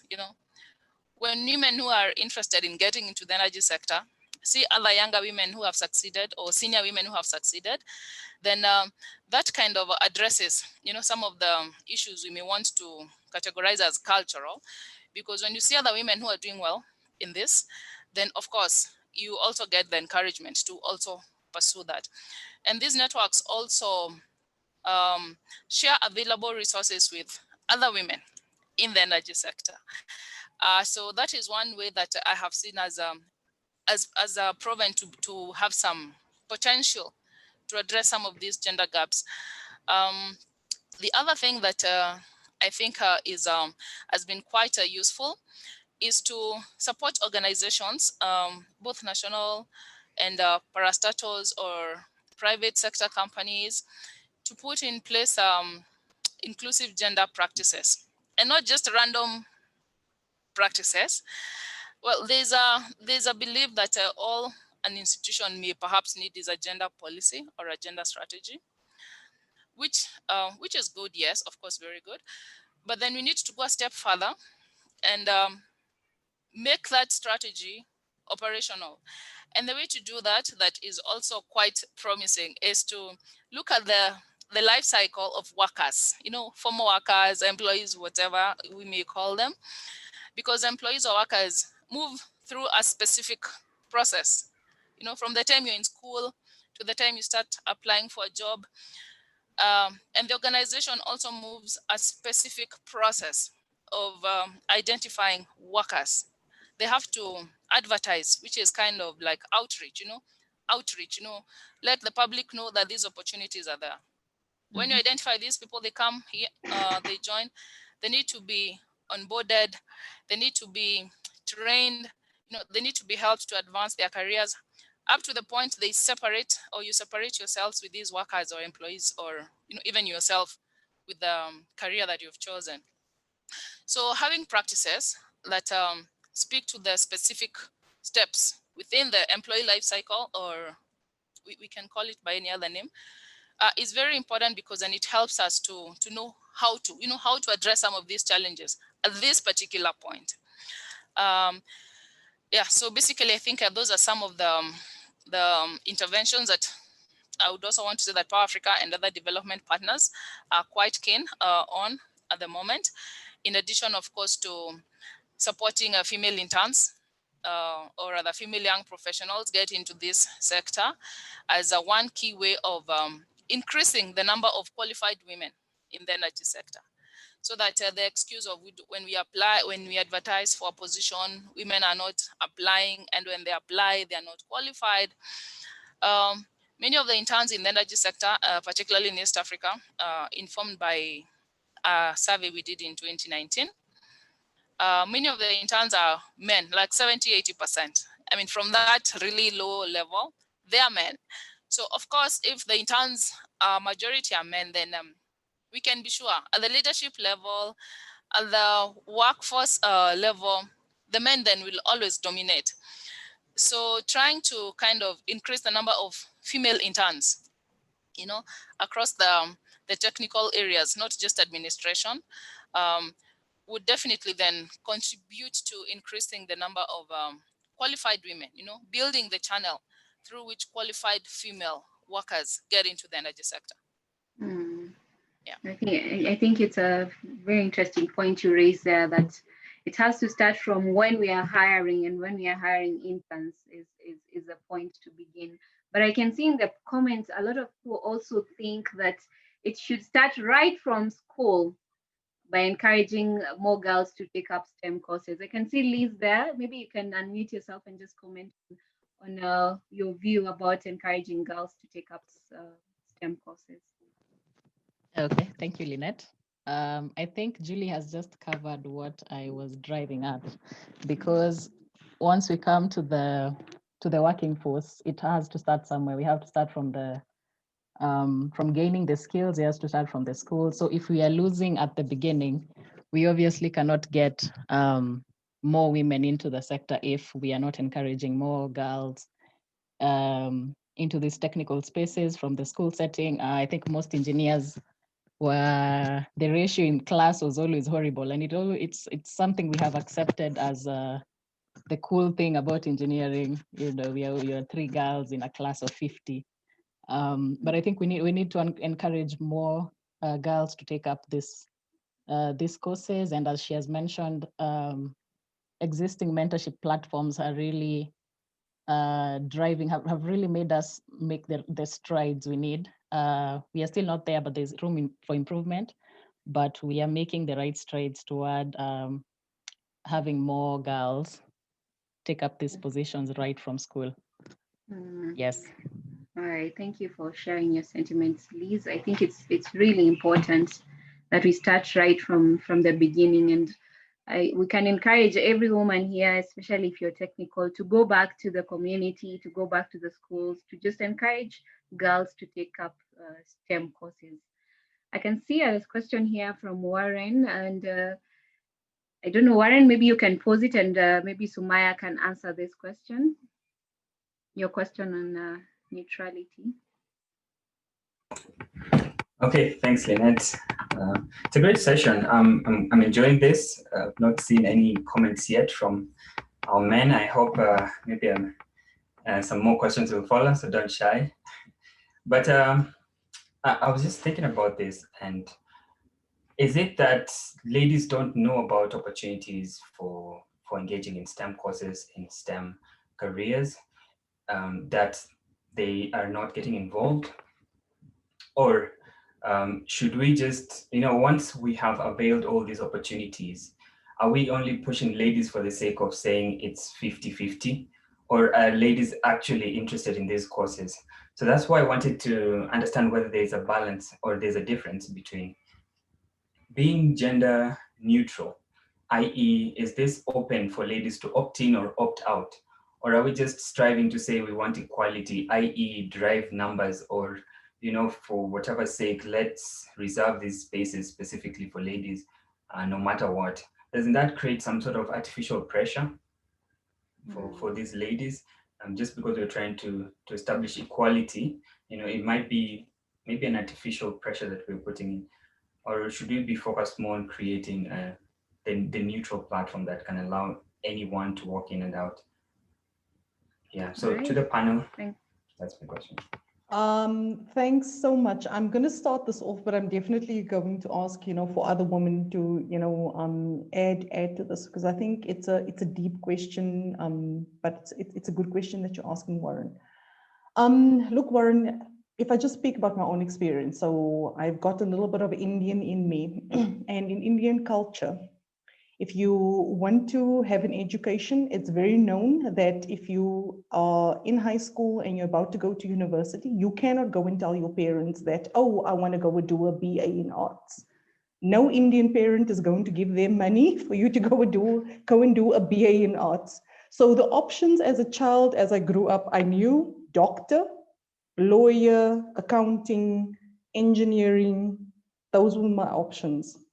But the one thing that I can say is that my parents, while I knew that those were kind of the safe, options that I had to choose within, if I wanted them to, put their money, and invest their money in me, there was still a room for option for myself to decide what is it that I want to, go and study. So I do think that there is an element of, I think cultural pressure.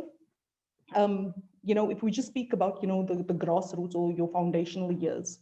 So there's a layer of cultural influence, and I'm not sure, if that is, across various cultures, but I can just speak. I know that in the Indian community, we will put our hands right up and we'll all just laugh and say, have you ever gone to your parents and said you want to go and do a BA in fine arts? We all know that that is just never going to happen. But the females that do go and study, I've been lucky to study, 3 different, engineering, or STEM, degrees. And the women that I've come across, Warren, I can just say that these are women that have chosen to go and study that, and they are interested in that course. So I think that while there are still very few women in these courses, I think right now, those are the women that want to study that, they are interested, in the sector, and, they want to, pursue. I do think that we need to encourage, because it is an intimidating sector still. And I think it's trying to break down those layers of intimidation. While we don't want to create, a false set of pressure, I think the focus needs to be on, because we all have fears. No course is easy. If anything was easy in life, there wouldn't be, we wouldn't be attracted, to exploring, our own potential. We all need challenges in life, but how are challenges being viewed? Is it an intimidation factor? Does the sector feel too male dominated? And I speak also again from experience. I'm one of the few people that has, worked on a rig. Trust you me, being a female, working with 200 men in the middle of the ocean, that is intimidating. And it becomes very scary, especially if you've got to do a night shift. But you learn to create coping mechanisms to survive in that space. And you don't get taught that at school. No one, at school, while I was studying engineering, told me, this is how you need to deal with being a female on a rig. I had to learn those social coping mechanisms by myself. But the wealth of knowledge and what I learned in that industry gave me, a good foundation of how I need to carry myself in the sector. And that is again up for debate. So I do think that it needs to be a balance, Warren. I think you're raising a valid point. I'm happy to hear, some of the other panelists' thoughts on this. All right. Thank you so much, Sumaya, for sharing your experience as a woman and a technical woman in the energy space. We can hear maybe from Julie. What is your take on this gender neutrality or gender equality? What are we pushing here? Julie still on the call? Okay, if not, I think we can hear from... Okay, I have a question. Yes, who am I speaking to? Who are we speaking to? Yeah, this is Austin. Huh? Yes, Austin. Yeah, I think like in Kenya, I believe there are equal opportunities for men and women, males and females in terms of opportunities. But I want to ask females, why is it that most of the time, females usually tend to avoid technical courses like engineering? They tend to do like humanities, like generally the ladies themselves. But I believe the equal opportunities are the same. Okay, I think I'm going to pose that question to one member of the audience, Yolanda. I know she's in training, and maybe she can tell us a bit more on why do women avoid doing STEM courses in your view? Yolanda, if you're there.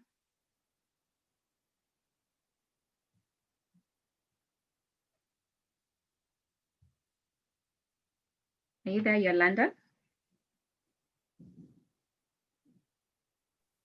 No, she's not. Okay. And we can pose it to Sumaya.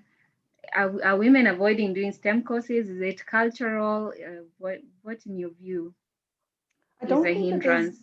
I don't think that there's one answer to this, and that is why I said, if I just share my own personal experience, I think that there's a factor of intimidation.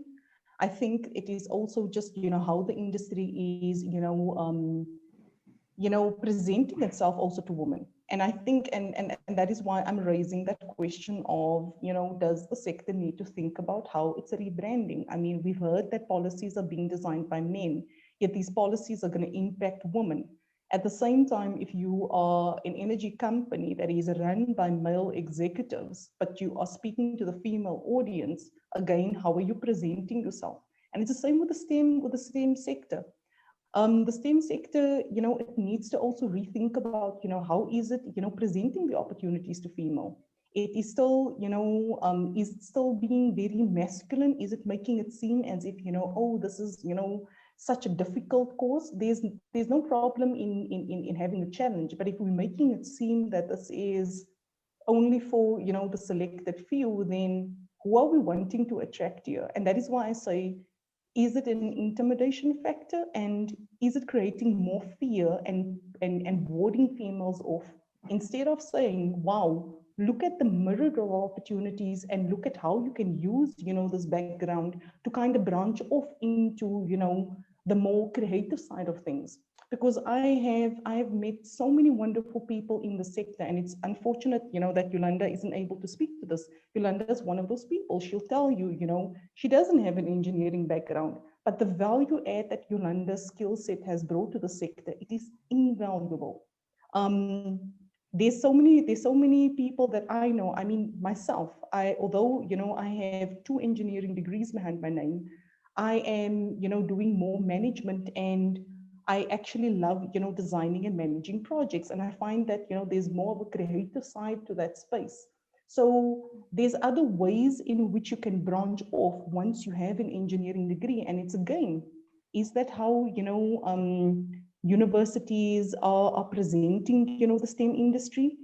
I don't think so. There's often pictures of, someone climbing, a mast, or someone climbing on a roof.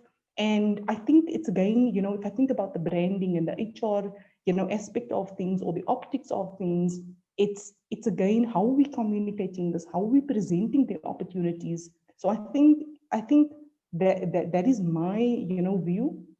But if there's others in the audience, let's hear what others has to say. That is why I say I think that there are many facets that is creating and warding off females to the STEM sector. I agree, and I also think that socialization is one other factor that might make a lot of women avoid the STEM sector. And most of us are socialized. You have to go into a certain industry that is more female looking, and that's why maybe we avoid the STEM courses. And that's why we're saying more technical women need to go back and mentor young ladies and young girls to join STEM courses right from the beginning, so that they are encouraged to do that from primary or lower levels of education as they go along. I can see the comment section is on fire. So many comments right here. I would really love to ask all of your questions, but we are running out of time. And I think we might.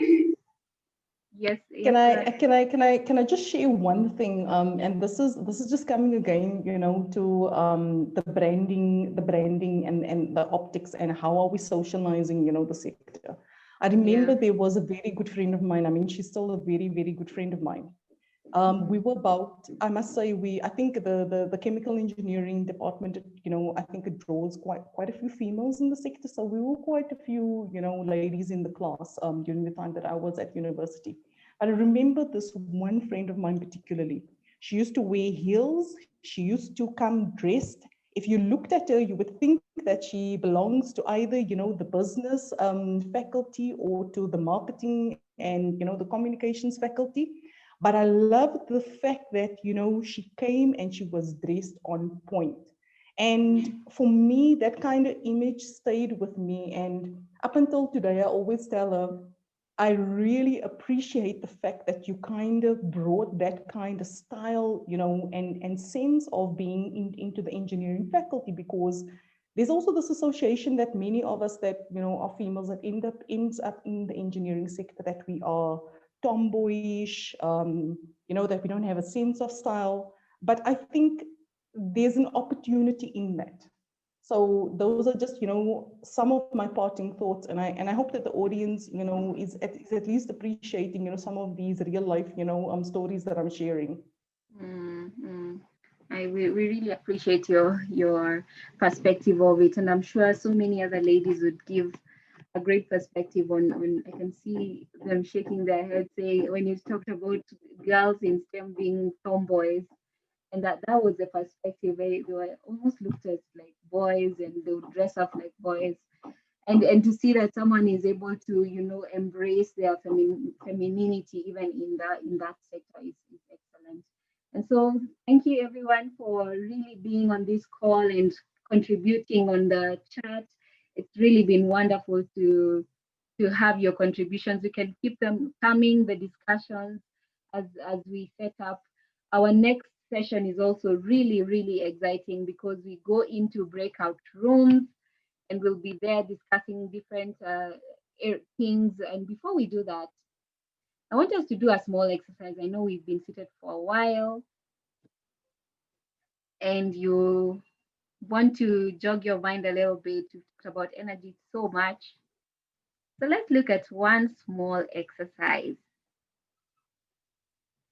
before we can move on to our next part, which is the breakout rooms. I'm going to share my screen.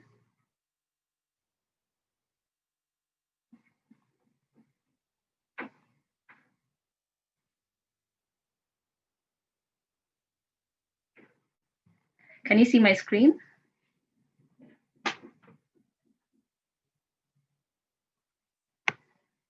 Please let me know if you can see my screen, somebody. Yes, we can.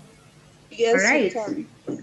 Excellent. I would like you to put it on the chat. How many animals can you see on this picture? Just the number, not which animals. How many can you see? Please put it on the chat. Let's see who gets the most number.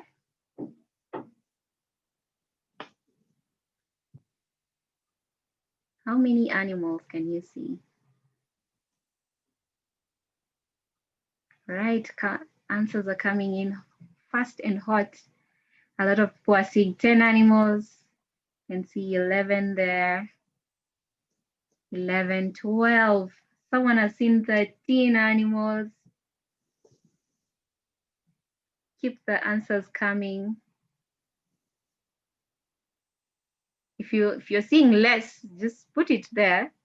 You don't have to say 10 because everyone is saying 10.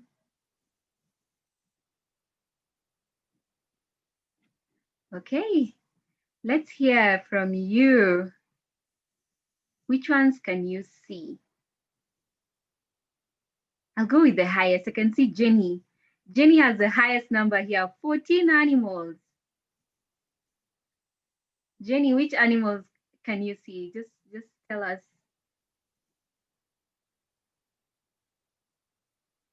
I can see you've seen 14. Which ones can you see? Oh, there's even Charles with 15. But let's hear from Jenny first.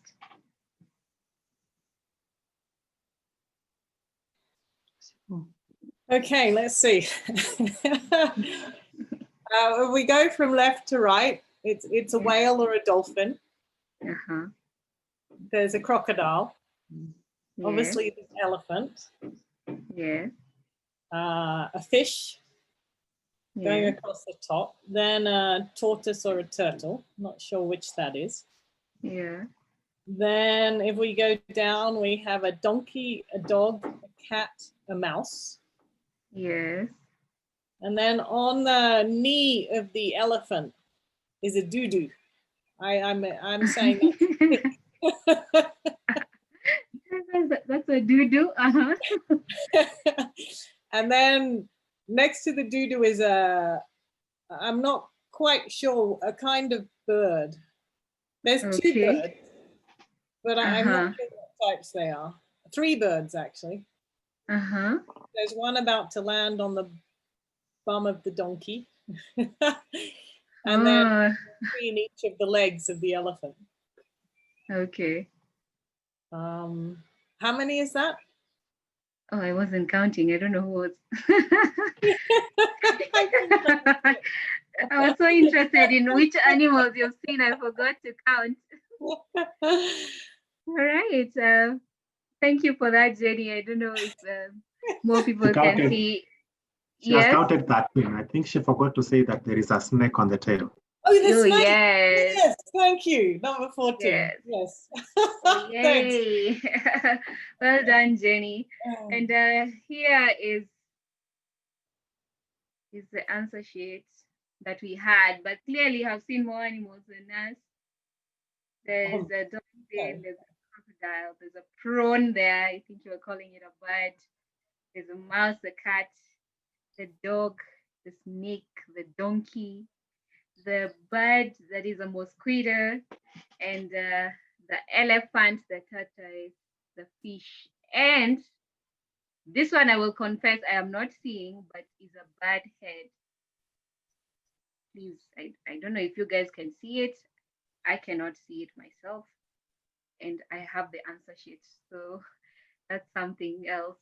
All right, so we will be setting up our breakout rooms. Thank you everyone for participating. I think everyone has a different perspective and we can all see different things.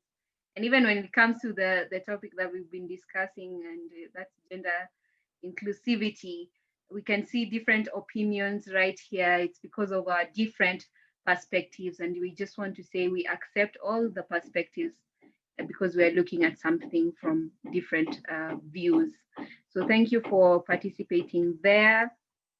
As we said, we are going to be going into breakout rooms. I will just share what we will be discussing in the breakout rooms right here in a moment. As we set this up, please remember when you are invited to join a breakout room, you are asked to please accept the prompt. So this is what you can expect inside of the breakout rooms. Just a moment as I put this up. Just like yesterday, we're going to be having financing and reporting in one room, and the other one will have technology, innovation, and interoperability as the other topic. So today we'll have Stephen Fox in one of the rooms. He's a managing partner of Energy Pro. He's going to be joined by engineer Ben Mackenzie, who is a technical advisor for water and food for energy at GIZ. So that will be the financing room. And then in the technology room, we're going to have Joakim Byström. I'm sure you saw him in one of our roundtables. He's the founder and CEO of Absolicon, Solar Collector AB. And we will also have Martin Ochieng, an energy engineer at Eenovators, who's going to be sharing a wonderful technology that he has come up with. And so the breakout rooms are going to be really, really exciting. Please accept whatever room that you're sent to. Let's all go open to learning. You can always learn something new every single day. So do not be closed up to learning. Let us accept the breakout rooms. I don't know, Warren, are we ready to go into the breakouts now? Yes, Lynette, just allow me a second. I'm sending the invitations just now. All right. Welcome back. It's really great to see all of you. I'm sure you had such fruitful discussions within the breakout rooms, and we really can't wait to hear what some of the conclusions that you've come up with. And so I will ask that I will call out the name of the breakout room and what you were discussing, and you will come back, and the person who's supposed to present will present what outcomes you got out of the breakout room.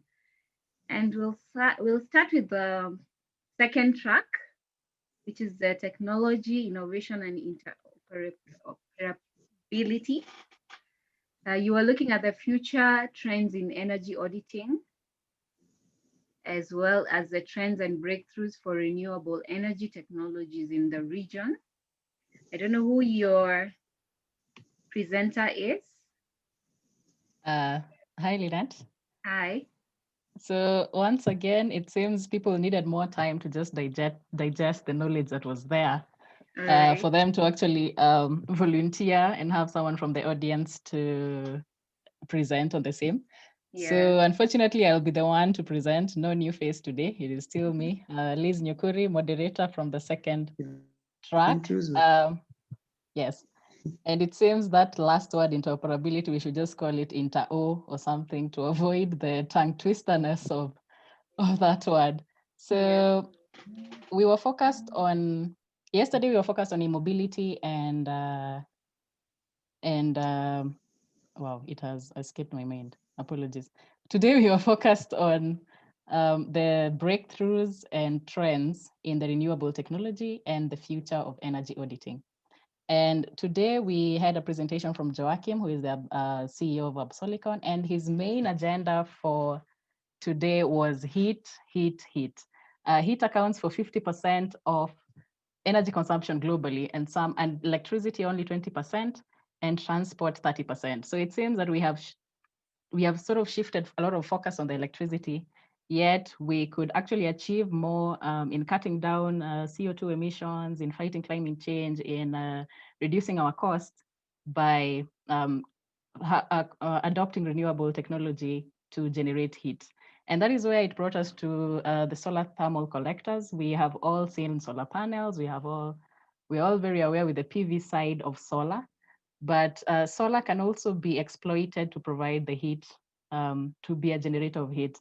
And he took us through the whole system of the solar thermal collector, and it was amazing, and how it's applicable in Africa, especially in the industrial level, for the tea industry, the brewery, and the textile, as these are very heat intensive. They have heat intensive processes that account to about 2/3 of their overall processes. And there are a lot of opportunities for adopting solar thermal collectors in Africa. We have the really high solar radiation. We have all these industries, but somehow some of the barriers that exist currently that were mentioned was that industries are not developing as fast as they should. And this is mainly because on the energy cost, it's quite high in Africa compared to the rest of the competitors in the rest of other continents. The financing as well is a bit steep in Africa and harder to find locally finance models. And you have to depend on external grants at about 2% and 15% in Africa. Europe get loans at about 2%. So the solution is that as much as we are struggling, we have the option to have a magical leapfrog in this sector of heat and adopt and make use of the solar radiation in Africa and adopt these solar thermal collectors. And as for the financing, I really explore the green bonds and impact funds that are available. And a question on the same was on commercialization of these ideas. As much as we have the technology, as much as we have a lot of innovations in Africa, it just seems that these ideas getting commercialized is a little bit harder for the African entrepreneurs compared to those in the rest of the continent. And the main thing still came back to financing. It seems financing is the biggest barrier to fast track this technology in Africa. And we were lucky to have Jenny Fletcher from IRENA, who yesterday actually had a track was on the other track on financing and reporting. And she was able to give us a few insights on how industries in Africa can get financing and what are the problem is. She said that the process is more of a step-by-step process, and that industries and entrepreneurs and innovators need more proof and track record, but in order to attract this kind of investment. That even she gave an example of COVID right now. Africa seemed to have been protected, yet investors are still scared. That even though we are safe, we still lose. We are still dependent on other continents to finance our projects. And it's once again coming back to how our local financing models are a bit stiff and harsh for us. And that was on the first issue. Hopefully I've summarized as quickly as possible. The second one was we got a demonstration. We were the lucky group that got a live demonstration of the future of energy editing. We got a peek into a portal that acts as both a financial engine and one that is able to monitor energy and data live. And for any energy engineer, this combing through Excel files and data is such a nightmare and time consuming. And you're able to see as a portal that is able to do this. Maybe Martin will post it later on the chat for those who don't want to exploit by Eenovators. And the other question was on how most of the solutions are sized for the industrial consumers. We want them to be more energy efficient. The solar thermal collectors seem to target tea industries. Energy audits in Kenya seem to target the large factories as well. How do we tap into the smaller consumers? How do we make them efficient as well? And the main concern just came back to financing, trying to cost these products that are consumer sized seem to be the challenge, considering the kind of input that goes into the production of this product. It's just harder to cost them in a smaller size. However, for innovators, they are coming up with a home audit kind of solution where homes are able to run audits and receive measures on how they can be more efficient. I am so sorry, I've tried to really summarize. So back to you, Lynette. That was some of the findings from track 2. All right, thank you very much, Liz, for really summarizing and giving us a great snippet into what you were experiencing. We can hear you are having a lot of wonderful things from there. That heat is one of the biggest consumers of energy, and we need to find a renewable solution for that.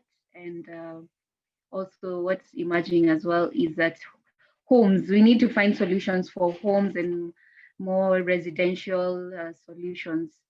And you talked a lot about financing. So it means it was good I started with you because the solutions are coming right here. Because track number 1 was just talking about financing.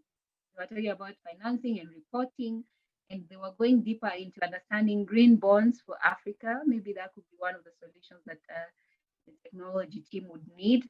They're also looking at innovative financing models for local access to sustainable energy. And you can see this ties perfectly to what questions you were raising there, Liz. So we'll have them, I don't know if it's a moderator or do we have a new face presenting this one? Warren?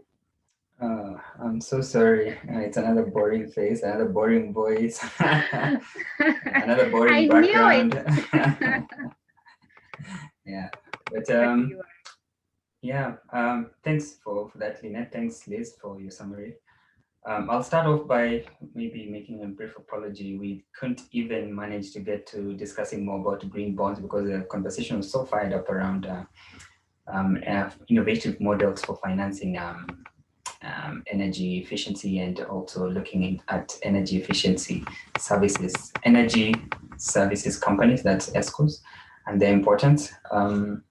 But just a fun fact, in Africa, only 3 countries really have established green bonds projects, and that's only in South Africa, which is the oldest market. We have Nigeria and Kenya, which came into the pipeline just about a year ago, 2019. So that presents a huge opportunity. Out of 54 countries, we only have 3 which have invested in green bonds certified by the Climate Bonds Initiative. Coming back to the issues that had been raised, one of them, including finance, which I'll talk about later on, but project scale was something that was highlighted quite well to be a limiter for why investments are not being heavily brought into the continent. We find that most projects are kind of disintegrated, smaller projects, which cumulatively could make an impact and could attract financing.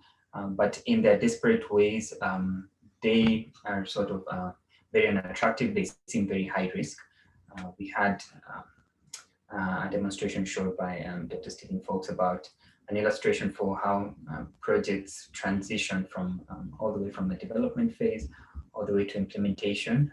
And in that development stage, and as the underwriting goes on, as the implementation goes on, the risk tends to reduce.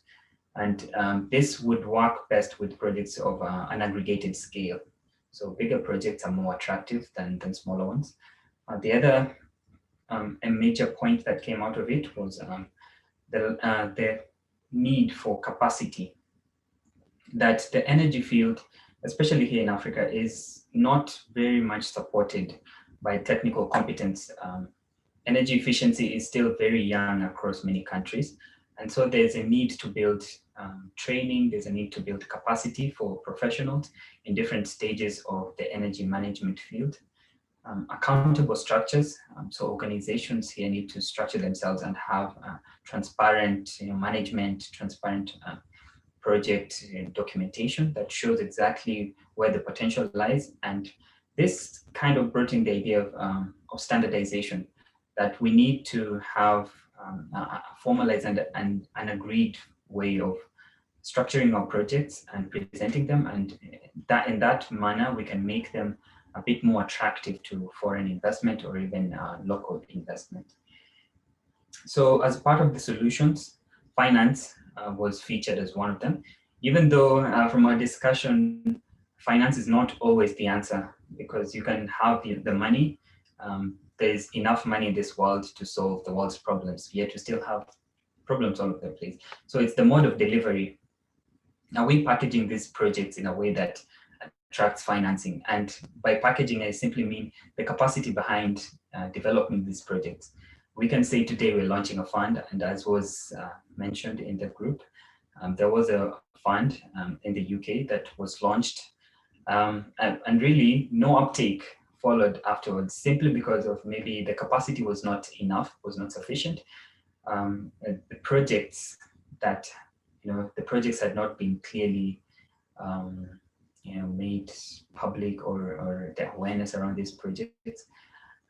Viability had not really been put out. So the documentation and general awareness around existing funds was not there. So the same will apply for Africa. It's easy to launch any fund, but without proper infrastructure in a capacity way, it's hard to have more investments. So having a pipeline of projects is important. That, as was even spoken yesterday in the finance and reporting track again, organizations need to demonstrate a pipeline of projects that are going to scale with time and are going to give a return to the investors.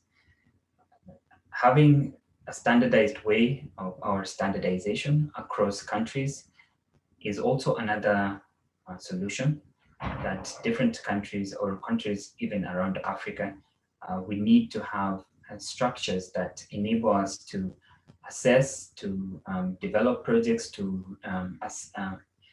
look at the risk components of projects in an almost standardized manner, how we package these projects. That way, it's easy for one tool to be applied across different economies, similar to green buildings rating tools, how at least they have been applied and they have been tried to be incorporated in standards in different countries, which can make project assessment and investment a little more transparent. So an interesting quote or an interesting slide that was there was that no one really wakes up in the morning to say, okay, well, today I want to buy some energy efficiency. It's a lot easier to make money than to save money. And we know saving money is a bit of a boring practice. And that's similar to what energy efficiency is about. You just can't walk into a factory, you can't walk into a building and buy energy efficiency. You have to reduce and save it. Energy efficiency is arrived at through calculation. It's not really money that's given to you. And so that's why more has to be done in terms of awareness, in terms of building the correct infrastructure, in terms of standardization, and in terms of capacity building for energy efficiency to be more viable in the African context. So thank you. That will be all from me. And over to you, moderator. All right. Thank you so much, Warren. It was worth the boring face. Although you're not boring, Warren. It was so interesting to hear what solutions that you came up with in the financing room. I'm sure even track number 2 was also able to benefit from the solutions that you gave. And for us who are in track number 3, which were at least listening to just jazz music, we have enjoyed the inputs that both teams have given.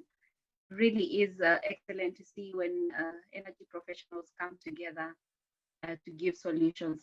Please look out for this and all other things that we've talked about throughout the sessions. We'll put out a report, World Energy Day report, with all the key learnings and some of the things that we can begin implementing as an industry. So we have come to the end of our day 2. Didn't I promise it would be exciting? And has it been exciting? I can see yes. People are saying yes, it was really exciting. So you do not want to miss. See, I keep my promises, as you can see. Tomorrow is fireworks. I can promise you tomorrow is, you do not want to miss tomorrow. We are starting out with a compressed air systems optimization training. Let me tell you, ladies and gentlemen, this is worth $250 of your money for free. Taking it for free. And you have to meet from Kaiser joining us to give this training. And so you do not want to miss out on this one early in the morning at 9 o'clock. We'll be ready for you and ready for this training. We will also have the youth come and present their innovative projects. As we said, we are really big on the youth. And one of our sponsors, Enso Impact, is also very big on youth and women. And they'll be sponsoring this segment of the Youth Innovation Awards. You do not want to miss on the ideas that have been put out, all the things that we're discussing in our technology breakouts. Some of these things will be coming alive tomorrow. So please do not miss that. And then right after that, we'll have a wonderful speaker. Her name is Nabila Alibai. If you Google that name, I promise you, you will see wonderful, wonderful things. Please, that is your homework. Google Nabila Alibai and see who she is. And then you'll be sure to come back tomorrow, hear from her. And then finally, from 4 o'clock to 6 o'clock, we'll have the inaugural Professional Energy Awards in East Africa. Inaugural. So the first people to be crowned champions of energy in East Africa will be happening tomorrow. And so you want to bring your drink, you know, I hope it'll be, you can have a mocktail or a cocktail or whatever you think is interesting for you tomorrow at 4 o'clock. Please join us from all over Africa as we recognize the best of the best in the energy industry. Before we go away, I'd like to hear from 1 or 2 people on how they found this session. I'm going to pick a random, and hopefully you can unmute yourself and show your face. I'd like to hear from Atu Samad. Atu Samad. If you're there, how did you find the session?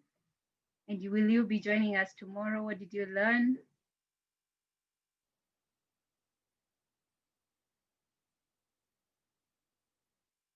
Okay. Atis, are you there? Or am I saying it wrong? Samad. Okay. I'll ask, maybe I can ask for a volunteer. You can see Costin Oyo is ready to speak to us. He's just put his video on. He must be ready to speak to us. How did you find the session today, Costin? Oh, okay. I'm very grateful for the session. It has been informative and I'm looking forward to see all of you tomorrow. Thank you. All right. Thank you very much, Costin. Let's have Favour from Nigeria. Maybe you can tell us how you found the session today.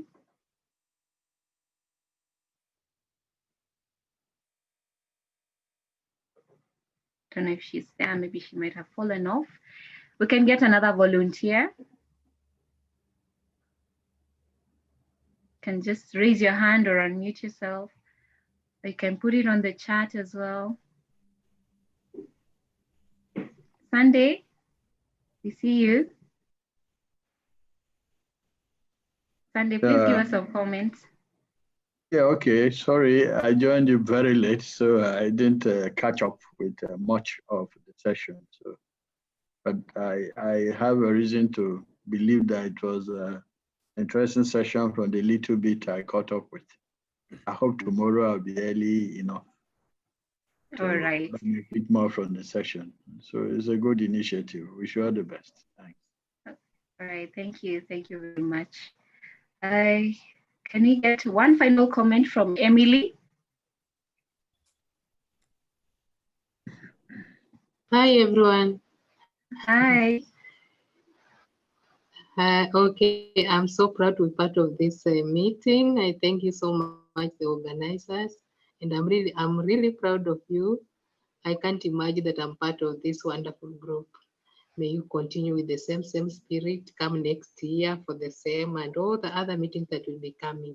It's a wonderful group to be in, and I'm really learning a lot. Thank you so much.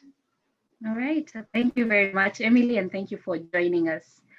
And now this is the part you've been waiting for. You will want to go down the history books for being in this picture. As Emily said, this is a great bunch of people to be with and be associated with.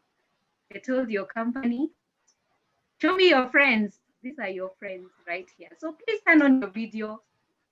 We want to take a group photo. You know, the way where if we're in a hotel room, we'd ask you to go outside and would have lined up right there at the entrance and we'd have smiled and someone would have said, please. That's what we're doing right now. Please put on your video. You don't want just your name to appear in this photo. You want your face, your smiling face to appear in this one. All right, I can see more people are putting their videos on. We are on page 2, excellent. Keep putting your video on. I don't know who's taking the photo for us today. Is it you, Carol? Yes, I can take the photo at the count of 3. Shall we say energy? So 1, 2, 3, energy!